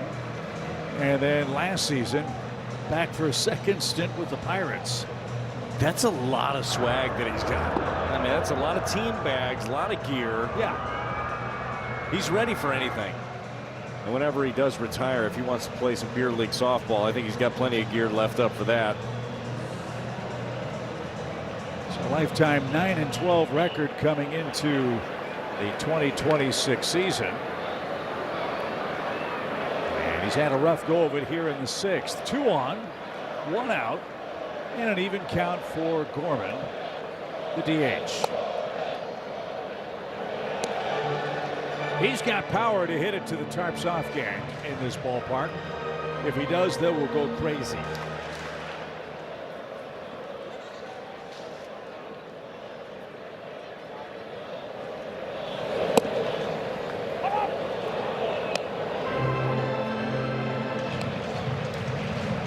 Mason Wynn follows Gorman, barring a double play here. Trying to extend his hit streak to 7 games in a row.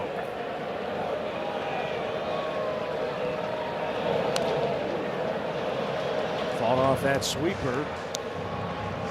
Yeah, the benefit right here, look, Ramirez is not an easy customer, and the sweeper is good against the lefties. 0.83 the average actually against that one. His curveball's good too. He doesn't have, though, he doesn't have a split, doesn't have a changeup, a pitch that can give Gorman some trouble.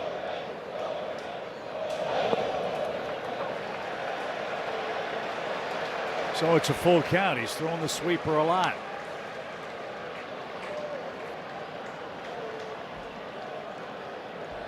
Mason Wynn is on deck.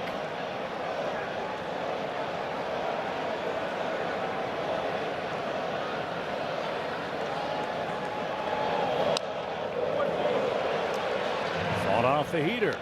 Quite a battle here. Gorman will see an 8th pitch.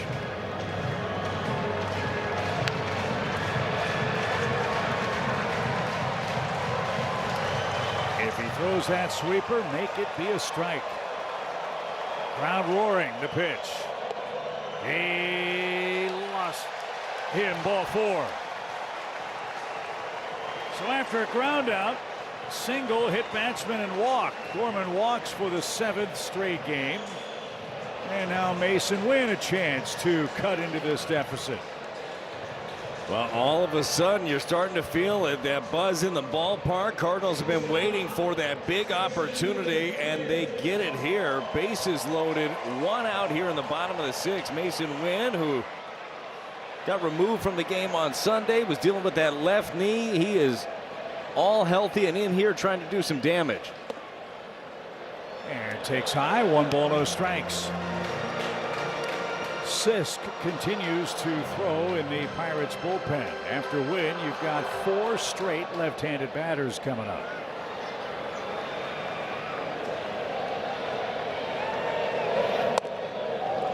Ball 2. There's your target, Mason.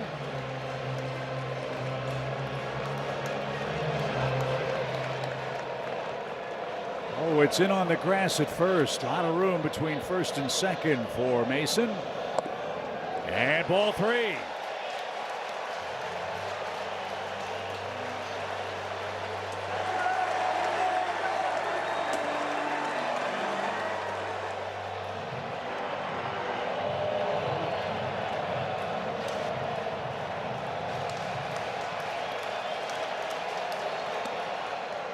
Made him throw a strike. Now all bets are off, but you can still be very selective in the count of 3-1. And 3-1 right here. You're looking to crush a fastball. Anything else, let it go, make him prove it twice.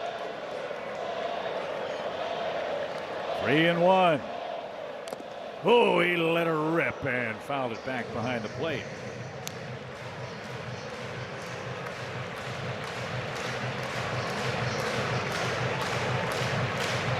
Cardinals have the best batting average with the bases loaded in the major leagues this year. 448 as a team.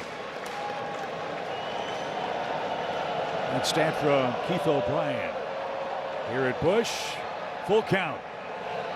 He came back to get Mason. Swing and a miss at 96. 2 are out. Now the group of lefties is coming up. Sisk is ready. But they're going to stick with Ramirez here against Prieto, who is 0 for 10 on the year.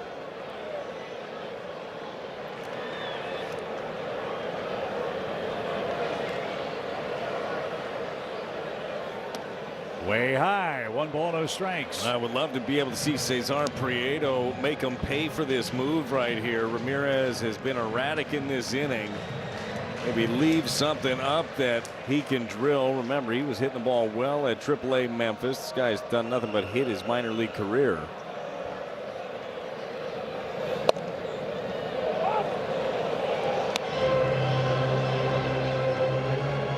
Cesar had a cup of coffee with the Cardinals last year, looking for his first major league RBI.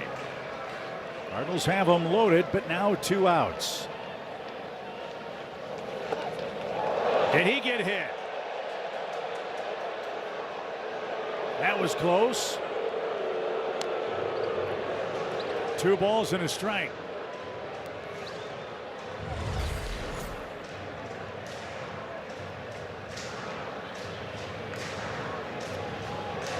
Cardinals might be taking a look at this.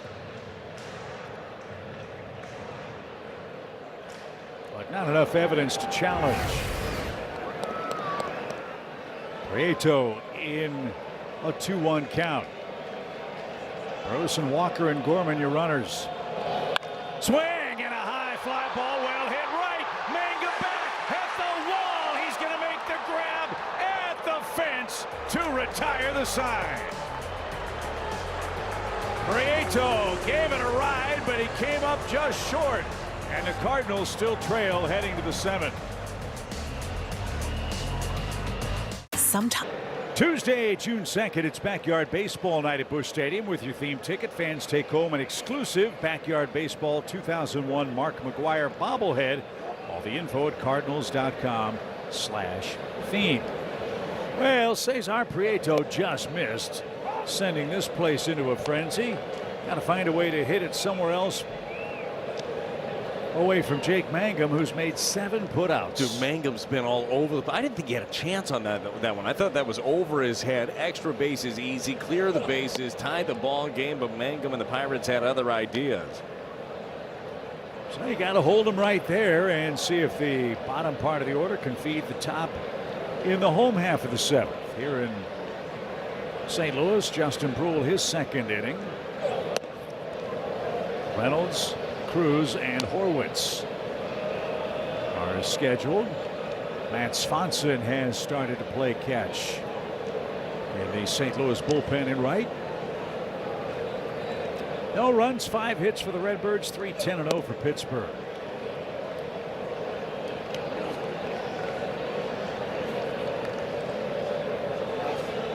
Brad, how tough is it for a reliever to have the old proverbial up and down, pitch an inning, go sit, and have a long offensive inning and then come back and pitches effectively? Yeah, look, everybody's different when it comes to the up and down.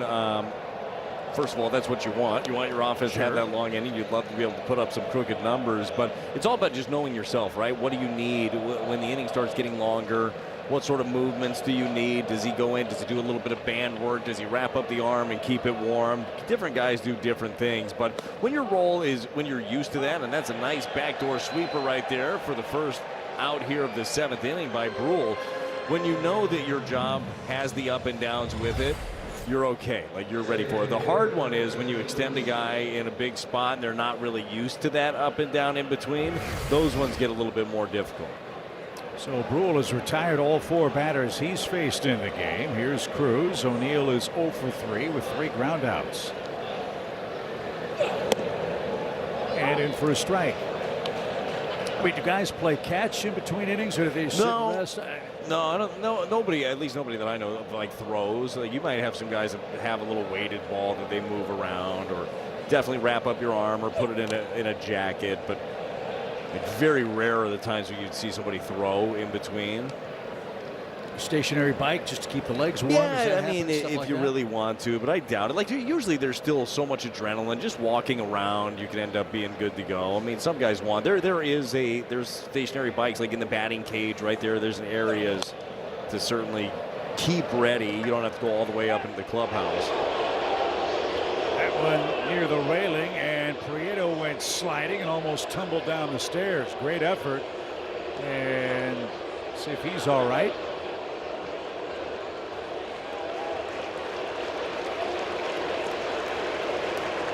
Not sure what Prieto collided with, maybe the padded rail or the concrete steps. Yeah, went knee first into it. There is a little lip right there when it comes to the top of the step. Might have caught some of that.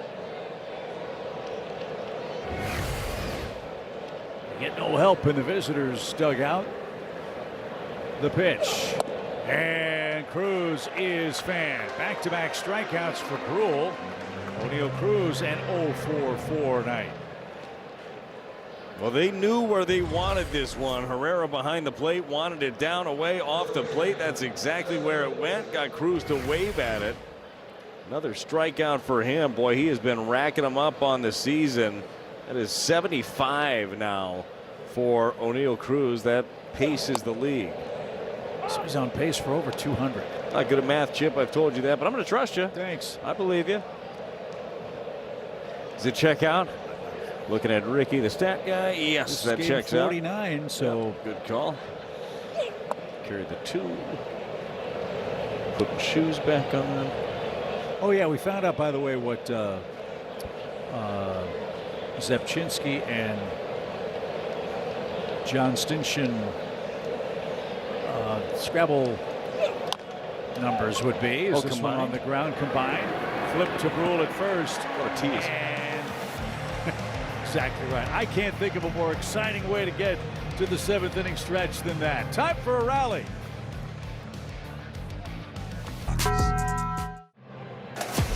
St. Louis Cardinals baseball is presented by Budweiser. This Bud's for you. Special night for us. Brad and I join you from the UMB Champions Club down the left field line at the ballpark. Thought we had a big rally working in the 6th. Bases loaded, but couldn't cut into this 3-0 Pirate lead. Oh, that's on us, Chip. Look, the rally dogs didn't work. Time to get into some rally gooey butter cake. I think that's the only thing that we can do for this Cardinals offense. It sounds like a plan. Evan Sisk is on to pitch. Back-to-back outings for him. The old get back on the horse after a rough night last night. 3 straight left-handed batters scheduled for the Cardinals. You've got Church, then Victor Scott. Looks like Jose Fermin's grabbed a bat. Then Weatherholt and Herrera coming up. Redbirds have 9 outs left. We're down 3. Sisk, a former Cardinals farmhand.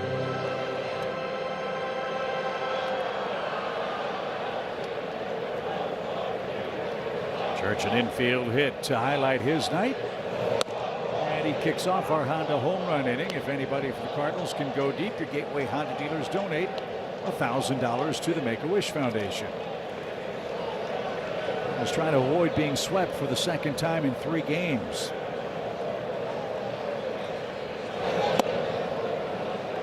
And it's not to be for Church. He's retired on strikes.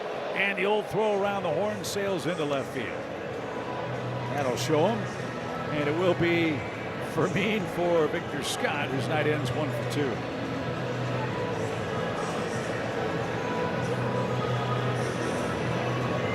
It's only the 3rd strikeout for the Pirates. Only 6 strikeouts in this game total. That has not been. I know in this age you see a lot of swing and miss. This ball game, the ball's been put in play. Both defenses have been clean in this one. A lot of action on the ground. We keep hitting it to Jake Mangum and right, and he keeps breaking our hearts. 7 putouts tonight. I believe I was told 13 putouts by an outfielder is the most since the 70s in a single game. Jeez. And for me now, trying to start a 7th inning rally with 1 out. He's had a knack for the big hit off the bench. Let's see if he can do that. Fermin is 3 for 7 as a pinch hitter with 3 walks. And what Ollie likes about him is that he can handle all the pitches, and he usually, not always, but usually finds a way to put it in play. He does. He does a good job of shortening up. He's got some sneaky pop as well, especially in counts like that. 2-0, you know he's going to be ready for that fastball. 2-1, going to be hunting one also.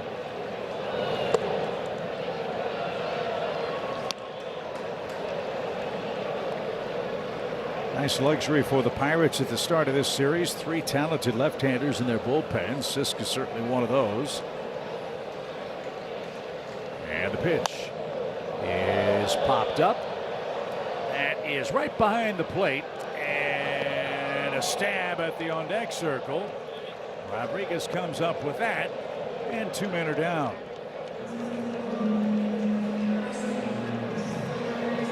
So JJ is looking for a 3-hit game. He's already tallied his 11th multi-hit affair.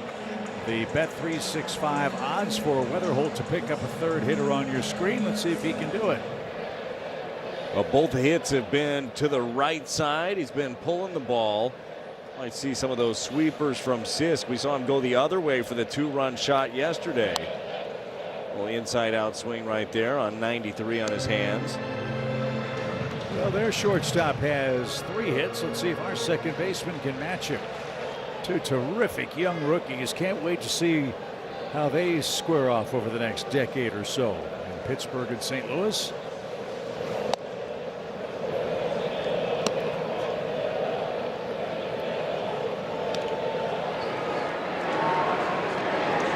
Marcell Ozuna, we'll see if he's back in the lineup tomorrow against Dustin May, the Cardinals starter. Braxton Ashcraft will pitch for Pittsburgh.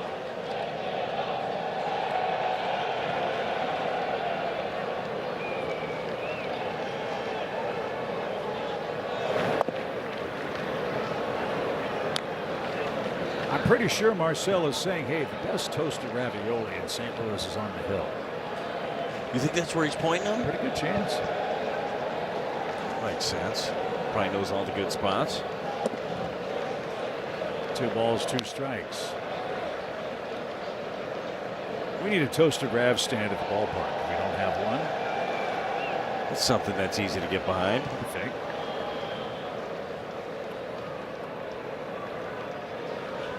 Two balls, 2 strikes. That's low. Weatherholt doing his level best to keep this inning alive. Get Herrera up there, and 1 swing can make it a 1-run game. It's been another fun thing about this club. They give themselves a shot, but it's not to be here. Connor Griffin at shortstop is in on the grass, and Sisk has a revenge 7th inning with a 1-2-3 frame. To the 8th we go. Pirates have a 3-0 lead. Welcome back to Busch Stadium. The Pirates lead 3-0 over the Cardinals in the top of the 8th. Alongside Mark Sweeney, I'm Danny Wexelman. We'll have the post-game show after the last out presented by CarShield. So Michael McGreevy singled out tonight. There's still 6 outs in this ball game, though. Yeah. The comeback kids are one of the best in the league. And I'm riding the positive train. Put up a 0 here, get that offense back, and you never know with this group. All right, we'll be here. Chip, Brad, you guys will be here too, right? We look forward to it, Danny. Let's see if we can come back and beat the Buccos. The Cardinals, as you mentioned, have been a comeback club. Part of that key will be, can Matt Swanson hold them right there? Yeah, look, I want to take it on that positive train. You know, we're ready for a little late action here, and Matt Swanson. Bare hand, and the throw to first is a little low. He has been plagued by that all year long. Yes, he's got that turbo sinker beat right into the ground. Another Cardinal that had been plagued by that was Chris Roycroft. You see a lot of those from him early in the season, but that one, you make your pitch, and unfortunately don't have anything to show for it. But if you're Matt Swanson, go right back at it. Pound that sinker again, get another ground ball, hopefully double somebody up.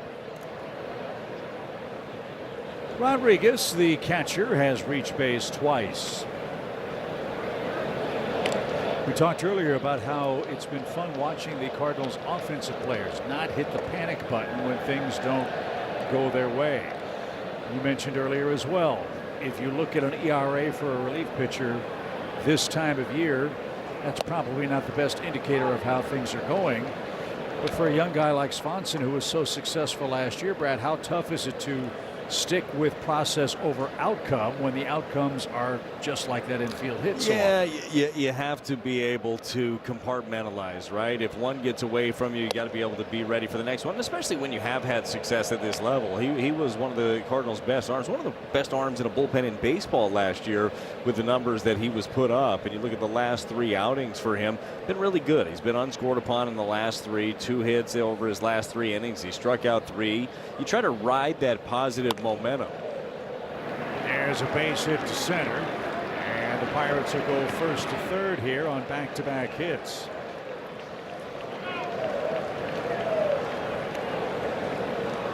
Well, this time, instead of the sinker from Swanson, it ends up being the sweeper. Wanted it down and in, ended up and in.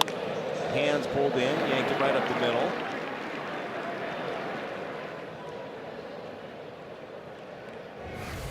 So trouble afoot here. Pittsburgh trying to make it awfully tough. As Garcia bats, he has a multi-hit game. 3 Pirates have 2 or more hits. Broken bat. That one hugs the line at third, and the barrel ends up in left field. That was a javelin. And Garcia sawed off.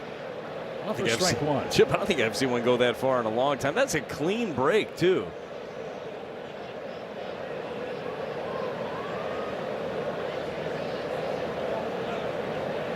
All that's left is the handle. Maybe the gator tape or whatever that is that gives the batter's grip. I wonder if he can reuse that.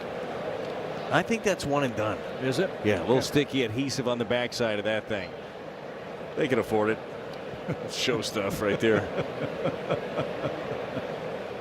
Pitch is off the glove of Herrera, but no advance.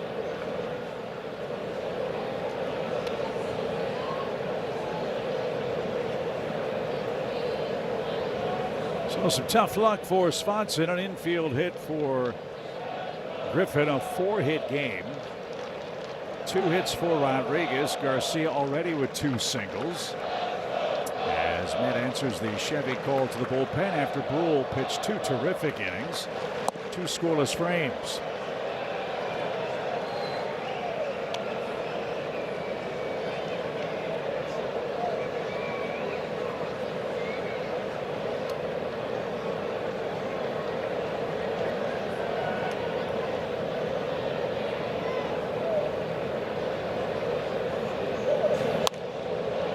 That's off to the right and foul. 1 ball, 2 strikes.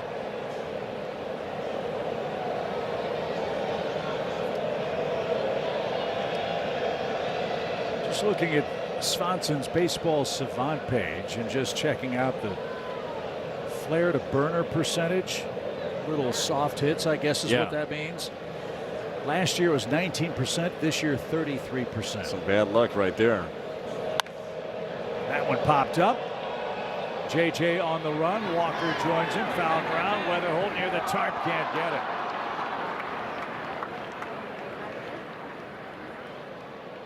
it. If he catches that with his momentum carrying him toward the right field corner, Griffin could have tagged and scored.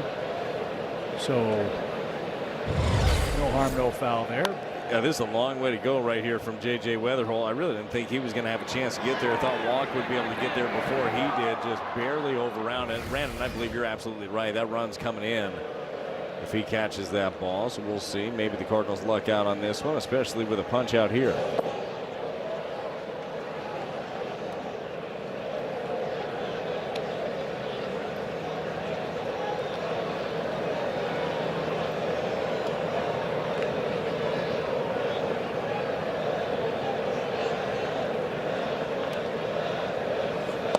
There's a swing and a miss.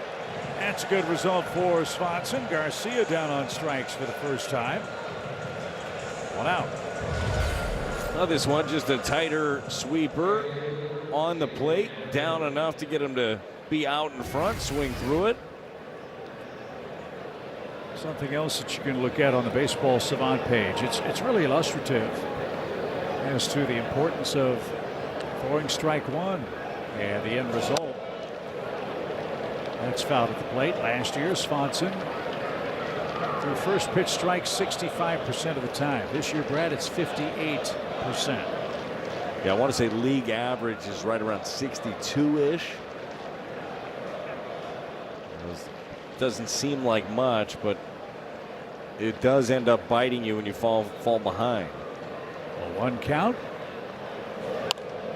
And now 0-2. But this is all part of it. Swanson's still a very young major league pitcher. He is learning on the fly, and you hope that these lessons learned now pay big dividends in the weeks and months and seasons ahead. He's got the arm, he's got the stuff. He's pitched in the 9th inning before. It's a valuable arm. Base hit though to right, skids past J.J. Weatherholt. Walker's throw comes to third off target, and the Pirates with 3 more singles. Mangum a multi-hit game. Griffin scores his 2nd run, and the Pirates lead 4-zip.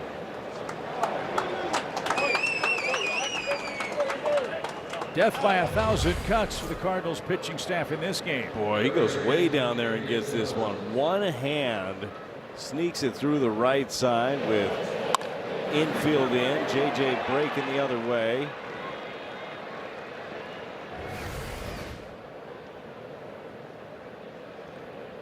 So think about the luck for Swanson in this inning, and look, the results are what they are. Griffin a topspin roller reaches, then Mangum with a ball that was on a tee about an inch above the dirt as an RBI hit too. And the crowd getting quiet at Busch. 4-0 Pirates the lead.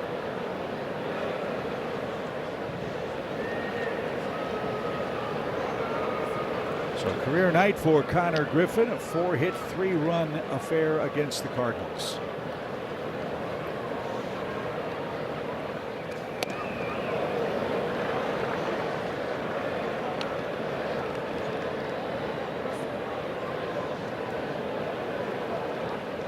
In the 8th, we've got Herrera, Burleson, and Walker coming up. Pittsburgh's bullpen is busy.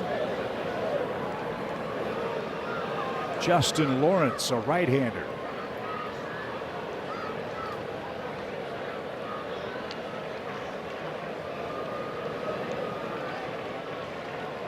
Two balls, 1 strike.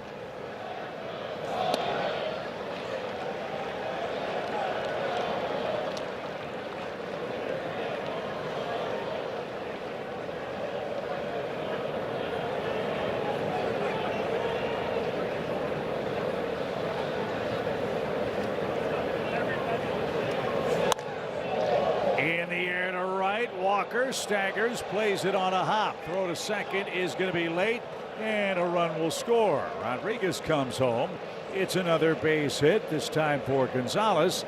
He has a multi-hit game, and Pittsburgh with 2 runs on 4 hits in the 8th inning is pulling away. And starting to open it up a little bit right here. This one, a sinker, is down but middles.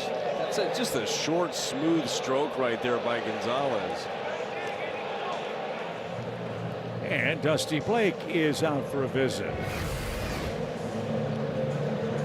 5 Pirates have multi-hit games in the middle of 3 in St. Louis, while the Cardinals try to find an answer to the Pirates' offensive explosion tonight.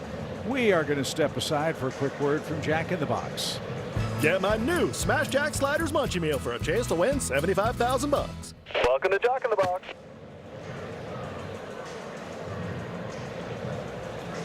Chip, did you finish your packing for this road trip yet? I haven't started, believe it or not. What? That's a me move. It's embarrassing. That's usually what I do. Wake up in the morning, pack really quickly, and then get to whatever the city is and realize you forgot your underwear or something, you know? Whatever it is. Pick a thing. It was underwear. No? Just me? Cool. I'd ask the question that everybody in America wants to ask, but I'm going to show restraint as the pitch is in for a strike. Yeah. Yeah, I did. Go buy some, obviously, like an adult. Yep. Okay. That wasn't the question, but we'll move along as Brendan Lau is your batter. 5 runs on 14 hits for Pittsburgh. 20 hits is their season high. They did that May 9th in San Francisco against the Giants, who really have trouble scoring runs. This one in the air to right. Walker retreats and settles. He's going to make the catch. Tagging at second and moving to third is Mango. So Lau is retired. 2 outs in the inning. First and third.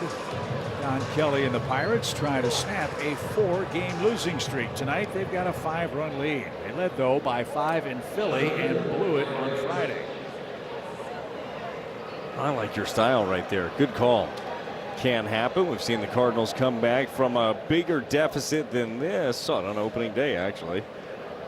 A 6-run deficit that the Cardinals were able to overcome. Is that the last game Tampa Bay lost, by the way? It feels like it. We had the numbers earlier, right, that the Rays against the NL Central have struggled against everybody else. They're killing it. They won again today. And the Rays are 21-4 in their last 25 games.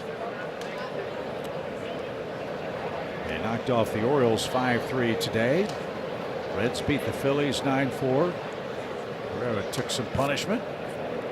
Let's see where it got him. Yeah, just peels those fingers back. Chip, he had one very similar last inning where he had to take off the glove, shake it off. I mean, he's taking a beating back there. Ain't getting any better. Got another one. That's the risk and reward the Cardinals have with Herrera behind the plate. He wants to catch. It's such a nice weapon to have that kind of offense behind the plate, but you wonder if over the course of the long season, the dings and dents and foul balls like that have an effect on what he does at the plate, not just behind it. No, you're right. I'm sure there's innings like this too. He wonders, why do I fight so hard for this? Why do I want to do this? Well, they call it the tools of ignorance for a reason, right? Mike Matheny would disagree with you. Yes. Yadier, 2. 1 ball, 2 strikes. And a base hit to left. Fermin tracks that down, slides up against the wall. 1 run scores, 2 runs will score, and Pittsburgh has blown the game open. So Reynolds with a double to left gives him RBIs 29 and 30. And the Steelers have a 7-0 lead. And that's going to be it for Matt Swanson, whose search for answers continues tonight. He's allowed 4 runs on 5 hits and got 2 outs in the 8th inning. Matt Bouchard is on for the Cardinals.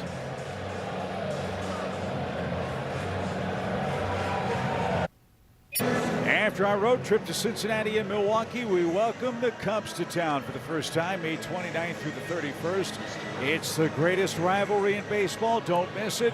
Hope you'll join us at Busch. All the details at cardinals.com/tickets. Topshoff crew hanging tough in a disappointing night tonight. 7-0 Pirates have the lead. Matt Bouchard is on. After returning from the IL, he'll face O'Neal Cruz. Pirates have scored 4 runs in the 8th inning. Matt missed time with a sore knee.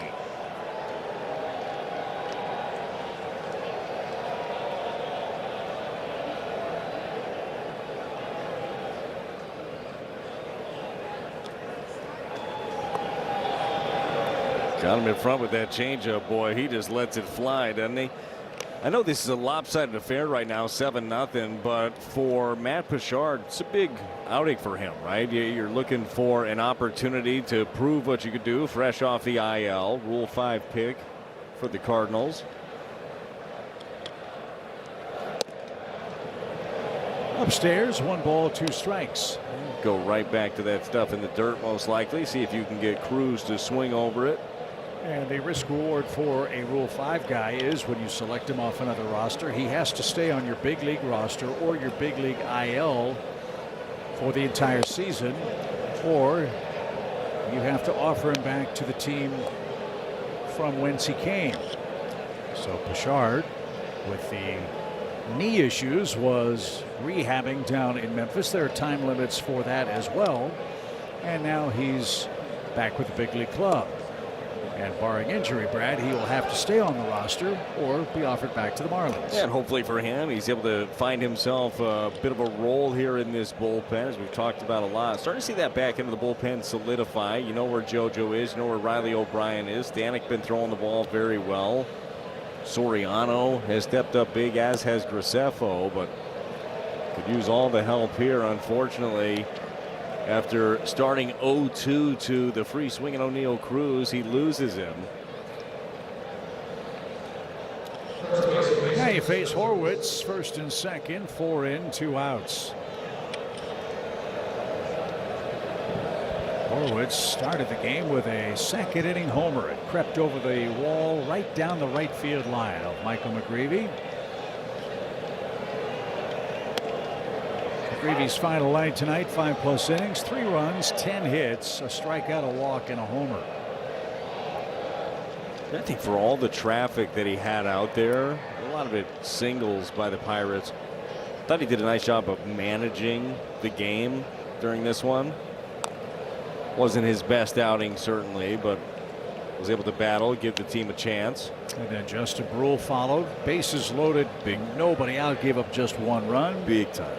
Then a 1-2-3 7th for Brule before Swanson ran into this buzzsaw in the 8th inning for the Bucks.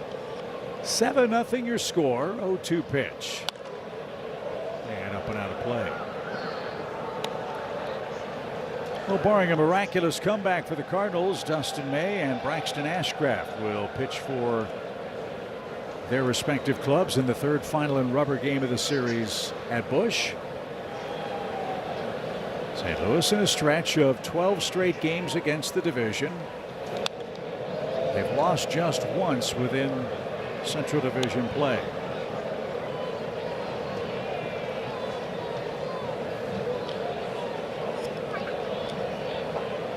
You excited about this run, Chip? Got a lot of division foes, how tight this division is. Yeah, I am. I think it'll be fun. It'll be a good test. We'll have a much better idea of where the Cardinals are when we get back for that series with Chicago.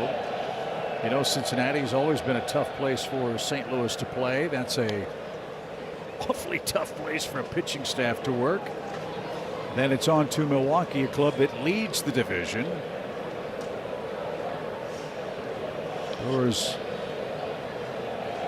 just continue to roll along in the National League Central.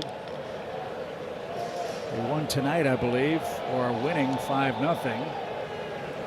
And that's the final. They just swept the Cubs, who had a 15-game unbeaten streak at Wrigley Field.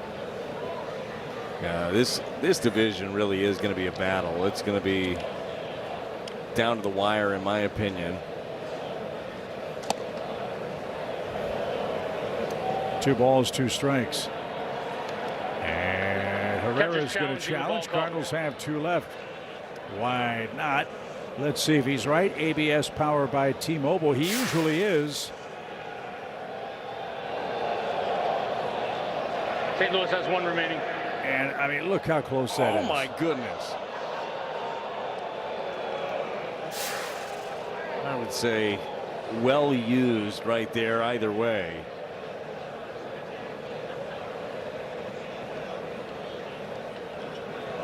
No, they say a game of tenths of inches. There you go.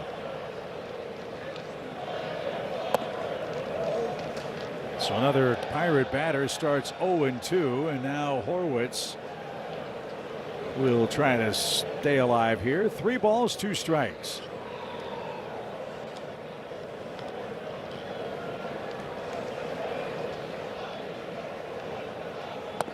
And a swing and a miss. There's a big break. Horwitz swung at ball 4. Pittsburgh sends 9 to the plate. 4 of them score. It's now 7-0. Pittsburgh in front. Well, that's not a happy scoreboard in St. Louis. The Pirates are having their way in game 2. The Redbirds have 6 outs left, and they'll try to get a little closer against Justin Lawrence, former Colorado Rocky. Answers the Chevy Cole to the bullpen. He's the 3rd reliever to work for the battling Bucks tonight. Well, you chip away and you try to make that bullpen work as much as possible. We've talked about this, even if the Cardinals don't come back and win this game, which, look, hopefully they do. Hopefully they're able to push that bullpen a little bit for the Buccos, put a little bit more pressure on them, maybe use some arms they don't want to before tomorrow's finale. Well, let's see what kind of appearance Herrera could put together after he got dinged twice behind the plate in this 8th inning. And a hard hit ground ball to 3rd. Gonzalez handles that. 1 man down. 1 pitch, 1 out. Burleson next.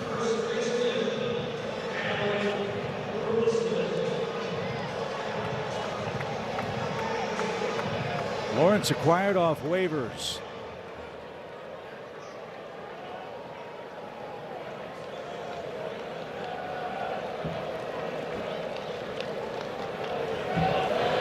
Cool note on Justin Lawrence. He was born in the Canal Zone in Panama. And he just retired, a native of Panama, in Ivan Herrera.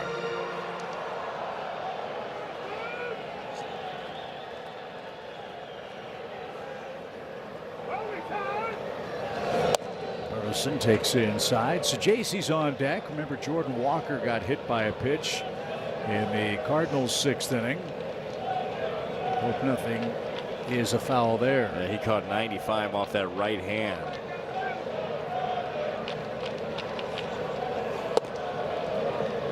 He went around. 2 balls and a strike.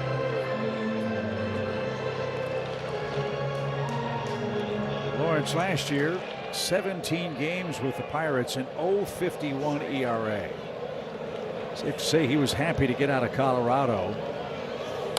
Throws hard. He's got that low arm slot. And with the Rockies, his best ERA was 3.72 in 2023. Everything else in previous seasons, Brad, was over 5. Yeah, look, he's got some filthy stuff. We all know this. The ball moves a lot differently out there in Colorado. And while the ball does fly, you get singled to death out there. That outfield is so big. Not an easy place to call home for a pitcher. I wonder if the Rockies were starting over, if they would build the ballpark as big as they did. Obviously, altitude, the ball flies. It's one of the most hitter-friendly places in the game. First the pitch, and it's Burleson's turn to get hit.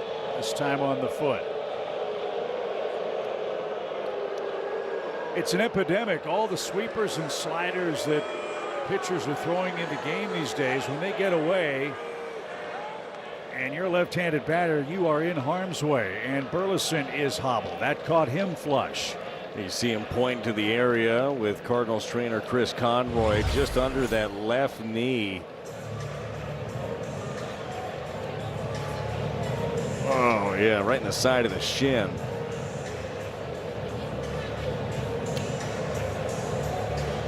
So 2 more Cardinals get blasted by pitch balls, Burleson and Walker. And might have gotten a lot of calf, but on a chilly night, that's going to cramp up, you figure. Doesn't feel good no matter where it nailed him. But back to Colorado, I wonder if they would have been better off, Brad, having closer dimensions but higher walls in the outfield. Could see that, because again, seriously, you look at a lot of the damage that happens. A lot of it happens in front of the outfielders. They play so deep anyhow. Then it's your 2-run, 3-run home runs because of all those singles. I think it's a very interesting take. Yeah, imagine if you'd had 420 to center and maybe 350 down the line, 390 to the gaps, but a 30-foot wall or something like that all the way around. That sounds enormous. It would be big. Already. Well, I mean, but point being, the balls that just sailed over on a line, you'd really have to elevate it to get it out. You make it more of a doubles and triples mark. Sign me up. Make the walls even taller if you want to. You have to hit it to Grand Junction for it to be a home run. That's fine. Home to JUCO World Series.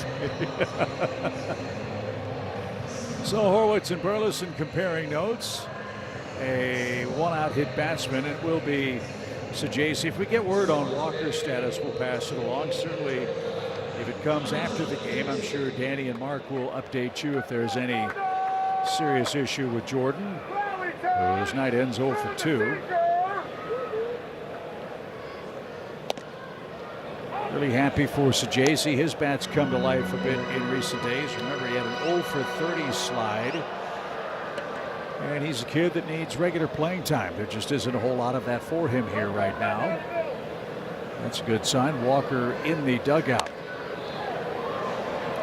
So a chance to get him off his feet with a quick turnaround tomorrow. Yeah. Obviously the hand, you worry about that getting hit, but the logic makes sense in a lopsided game late. Let's go, come in. 0-2 count. And that one is cut on and missed. It went all the way to the backstop, and Sajazi is retired on strikes. 2 men are out. So first base occupied. Thomas is down on strikes. And Gorman's your batter. Gorman's flied out twice and walked once.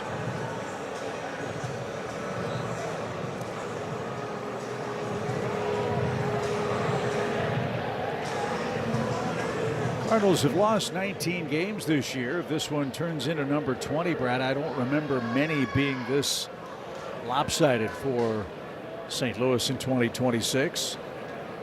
No. They play a lot of close games. Yeah, these have been few and far between. Having ones like this, they got away. That 4-run 8th inning was a big punch in the gut for the Cardinals. But unfortunately, offensively, it's just been hard to get anything going today against this Buccos pitching staff. They've been known for their pitching the last few years. Majinski, you had mentioned it, their starter today, had the Cardinals number coming into action. 2-0 with a 2.18 ERA in his career against the Cardinals, and that just got better.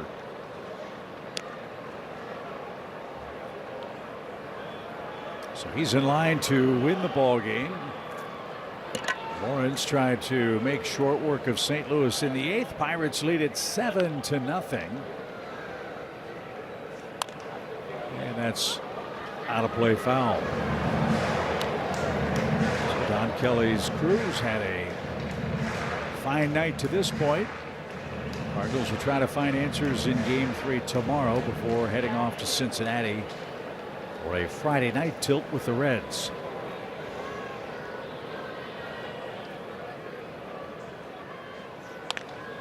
That's down the line, pretty well hit toward the corner, but into the seats, foul. Look how happy that fan is.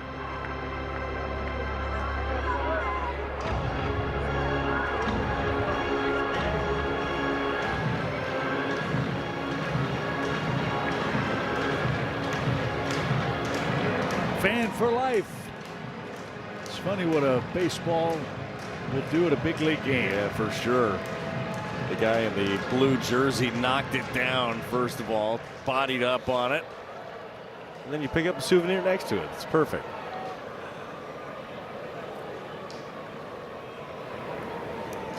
One-two count.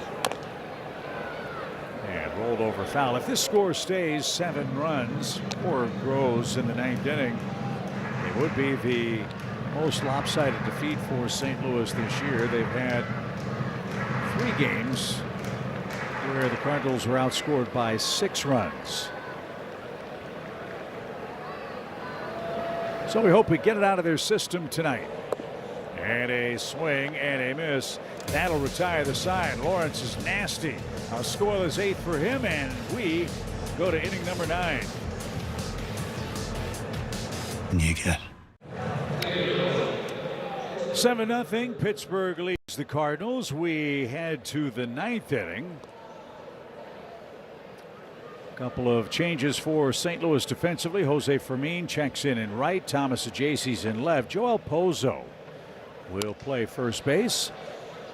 Smart move by Ali in a score like this. You get both Walker and Burleson off their feet. Little extra rest with a quick turnaround tomorrow. Yeah, a couple of guys hit by pitches, obviously. In the hand by Walker right there on the left leg, right under the knee. That one had to hurt for Burleson, so rest up with that.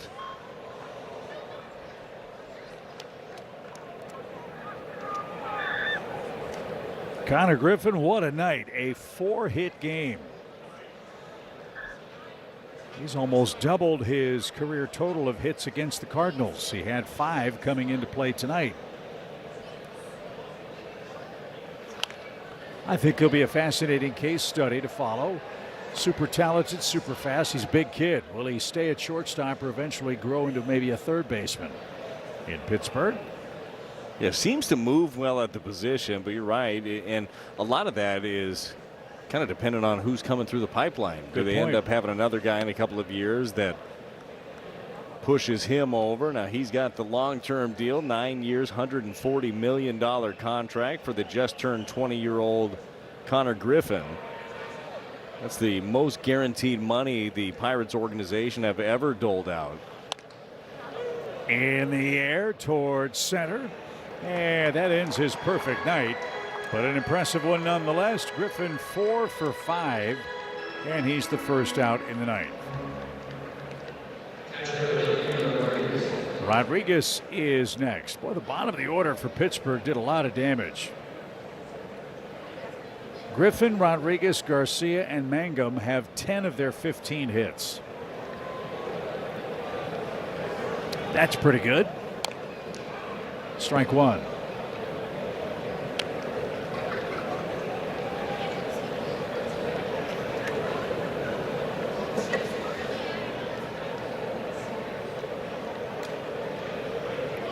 Rodriguez has reached base 3 times, 2 singles and a walk.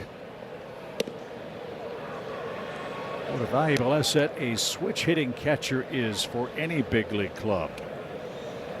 And that's what this young man can do. You see the outfield defense. Bouchard's faced 3 batters. He's retired 2 of them. The only blemish, a walk to the first batter faced in his 8th inning appearance.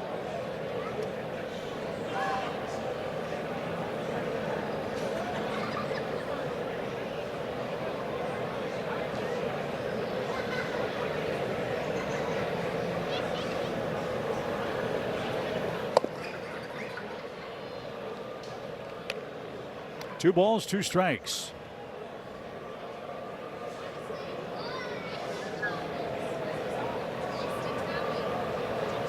Dodgers lead the Padres out west. That's a 3-0 score. 7th inning at Petco Park.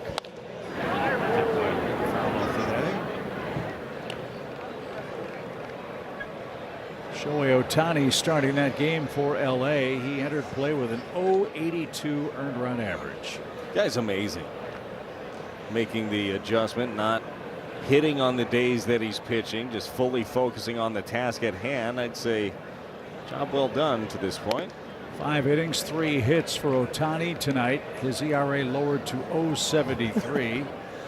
And the Dodgers entering play tonight with a half-game lead over San Diego, could go a game and a half up.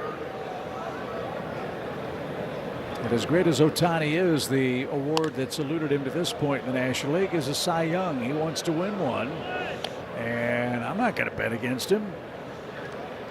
It'll be interesting to see how the Dodgers play it. There have been days where Ohtani pitches and doesn't hit. They're not doing double duty, at least in the last couple of weeks. That's been the key this year for them, I think, is but he did bat tonight, and he hit a leadoff homer. Okay, you know what? Best of both worlds, right? So Rodriguez with his second walk for Bouchard. And here's Garcia. He's got 2 hits and an RBI.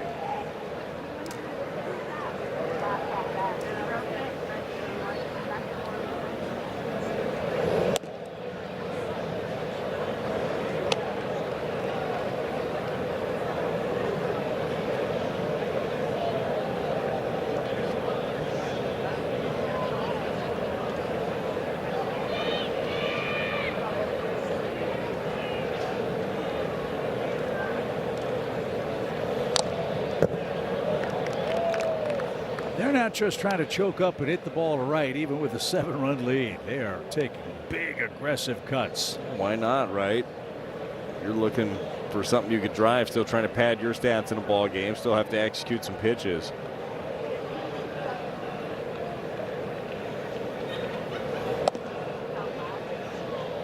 I know Braxton Ashcraft, who's scouting this game tonight, is saying, all right, boys, save a few for me tomorrow. Catcher's challenging the ball call. Herrera's going to challenge. The Cardinals have one of those left. ABS powered by T-Mobile, and the pitch is a ball. Well, that was, I mean, about a ball length in off the plate, right? I'm saying somewhere around 2.2 inches. That's just my thought. But did you see the reaction there of Garcia? He looked like that pitch was a couple feet inside. There's a lot of room in there. So no challenges left in a 7-run game.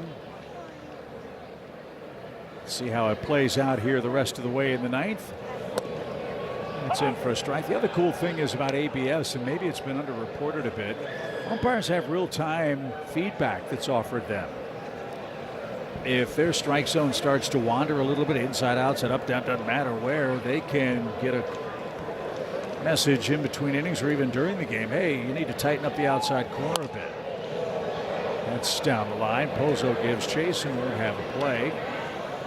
I don't know if you like it or don't like it, but that's the facts, man. It's probably really helpful for the umpires who, like anybody else, fall into patterns that they may not be aware of. Well, especially how hard this game is right now for the umpires. Everybody throws with such velocity, such nasty stuff. Working the edges is not the easiest thing, and everybody's got their areas of the zone that is their strength. I mean, for some guys, maybe it's outside, some guys the bottom of the zone, top of the zone. Regardless, you're always going to have a weakness also.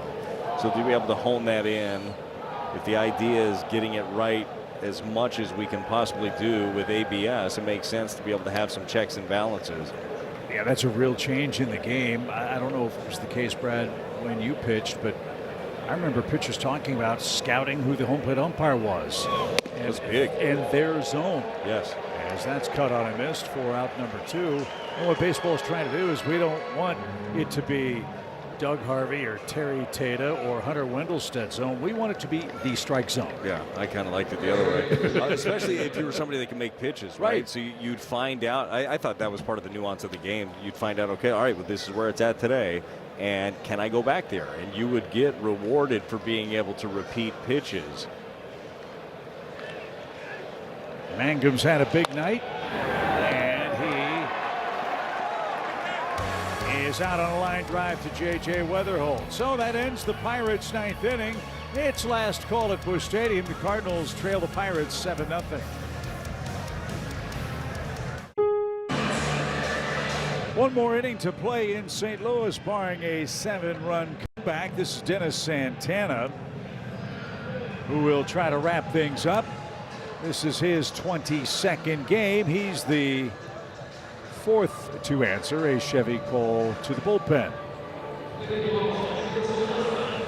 Santana allowed 3 homers this year. 2 of them came against the Cardinals in that remarkable 9th inning comeback at PNC Park. Mason Wynn leads off the 9th inning and is delivered a strike. Mason 0 for 3 in his return to the lineup with a couple of strikeouts. Tough night for the Cardinals offense, just 5 hits. That said, they had a great chance in the 6th inning with the bases loaded, 1 out. Mason Wynn struck out, and then Cesar Prieto almost got this place rocking. I mean, he crushed a baseball out to the track. What a play it was. On the ground to second, double clutch throw is in time. And here's the play we're talking about. It is our Budweiser play of the game. If this drops, the Cardinals might have tied it. Oh, it definitely was going to end up being the case. Cesar Prieto, they decide to keep Ramirez in against him, and this is a deep drive to the track. The sliding grab out there by Mangum, who has been busy all night, but no bigger play than that one. In the air, well hit to left, but playable. And Prieto 0 for 4 tonight, 0 for 12 for for St. Louis, and the Redbirds have 1 out left. As it stands, Majinski stands to win it. McGreevy will suffer the loss. And the final hope is Nathan Church.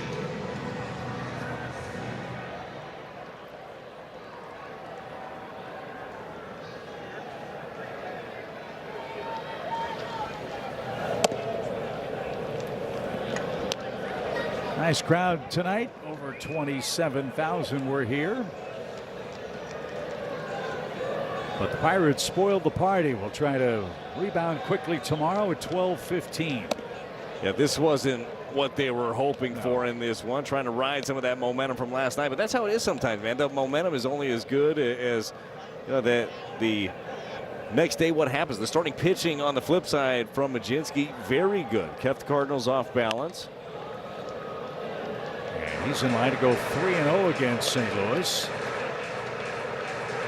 That's been one of the best things, Chip, I'm sorry, we've seen from this Cardinals team, though. It might have a day like this. Tomorrow, you will see no residual effects from a ball game like this. As you said, they can compartmentalize with the best of them. And this is one you just say it wasn't our night and get ready to win a series. The Cardinals have done a good job of that at home. They're 5-2-1 in series play at Busch Stadium. And Church not going quietly. And the Redbirds down to the last strike.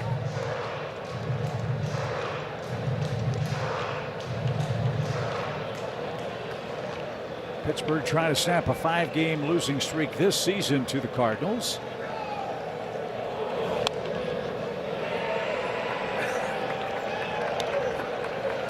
Overall, Pittsburgh trying to snap a 4-game skid.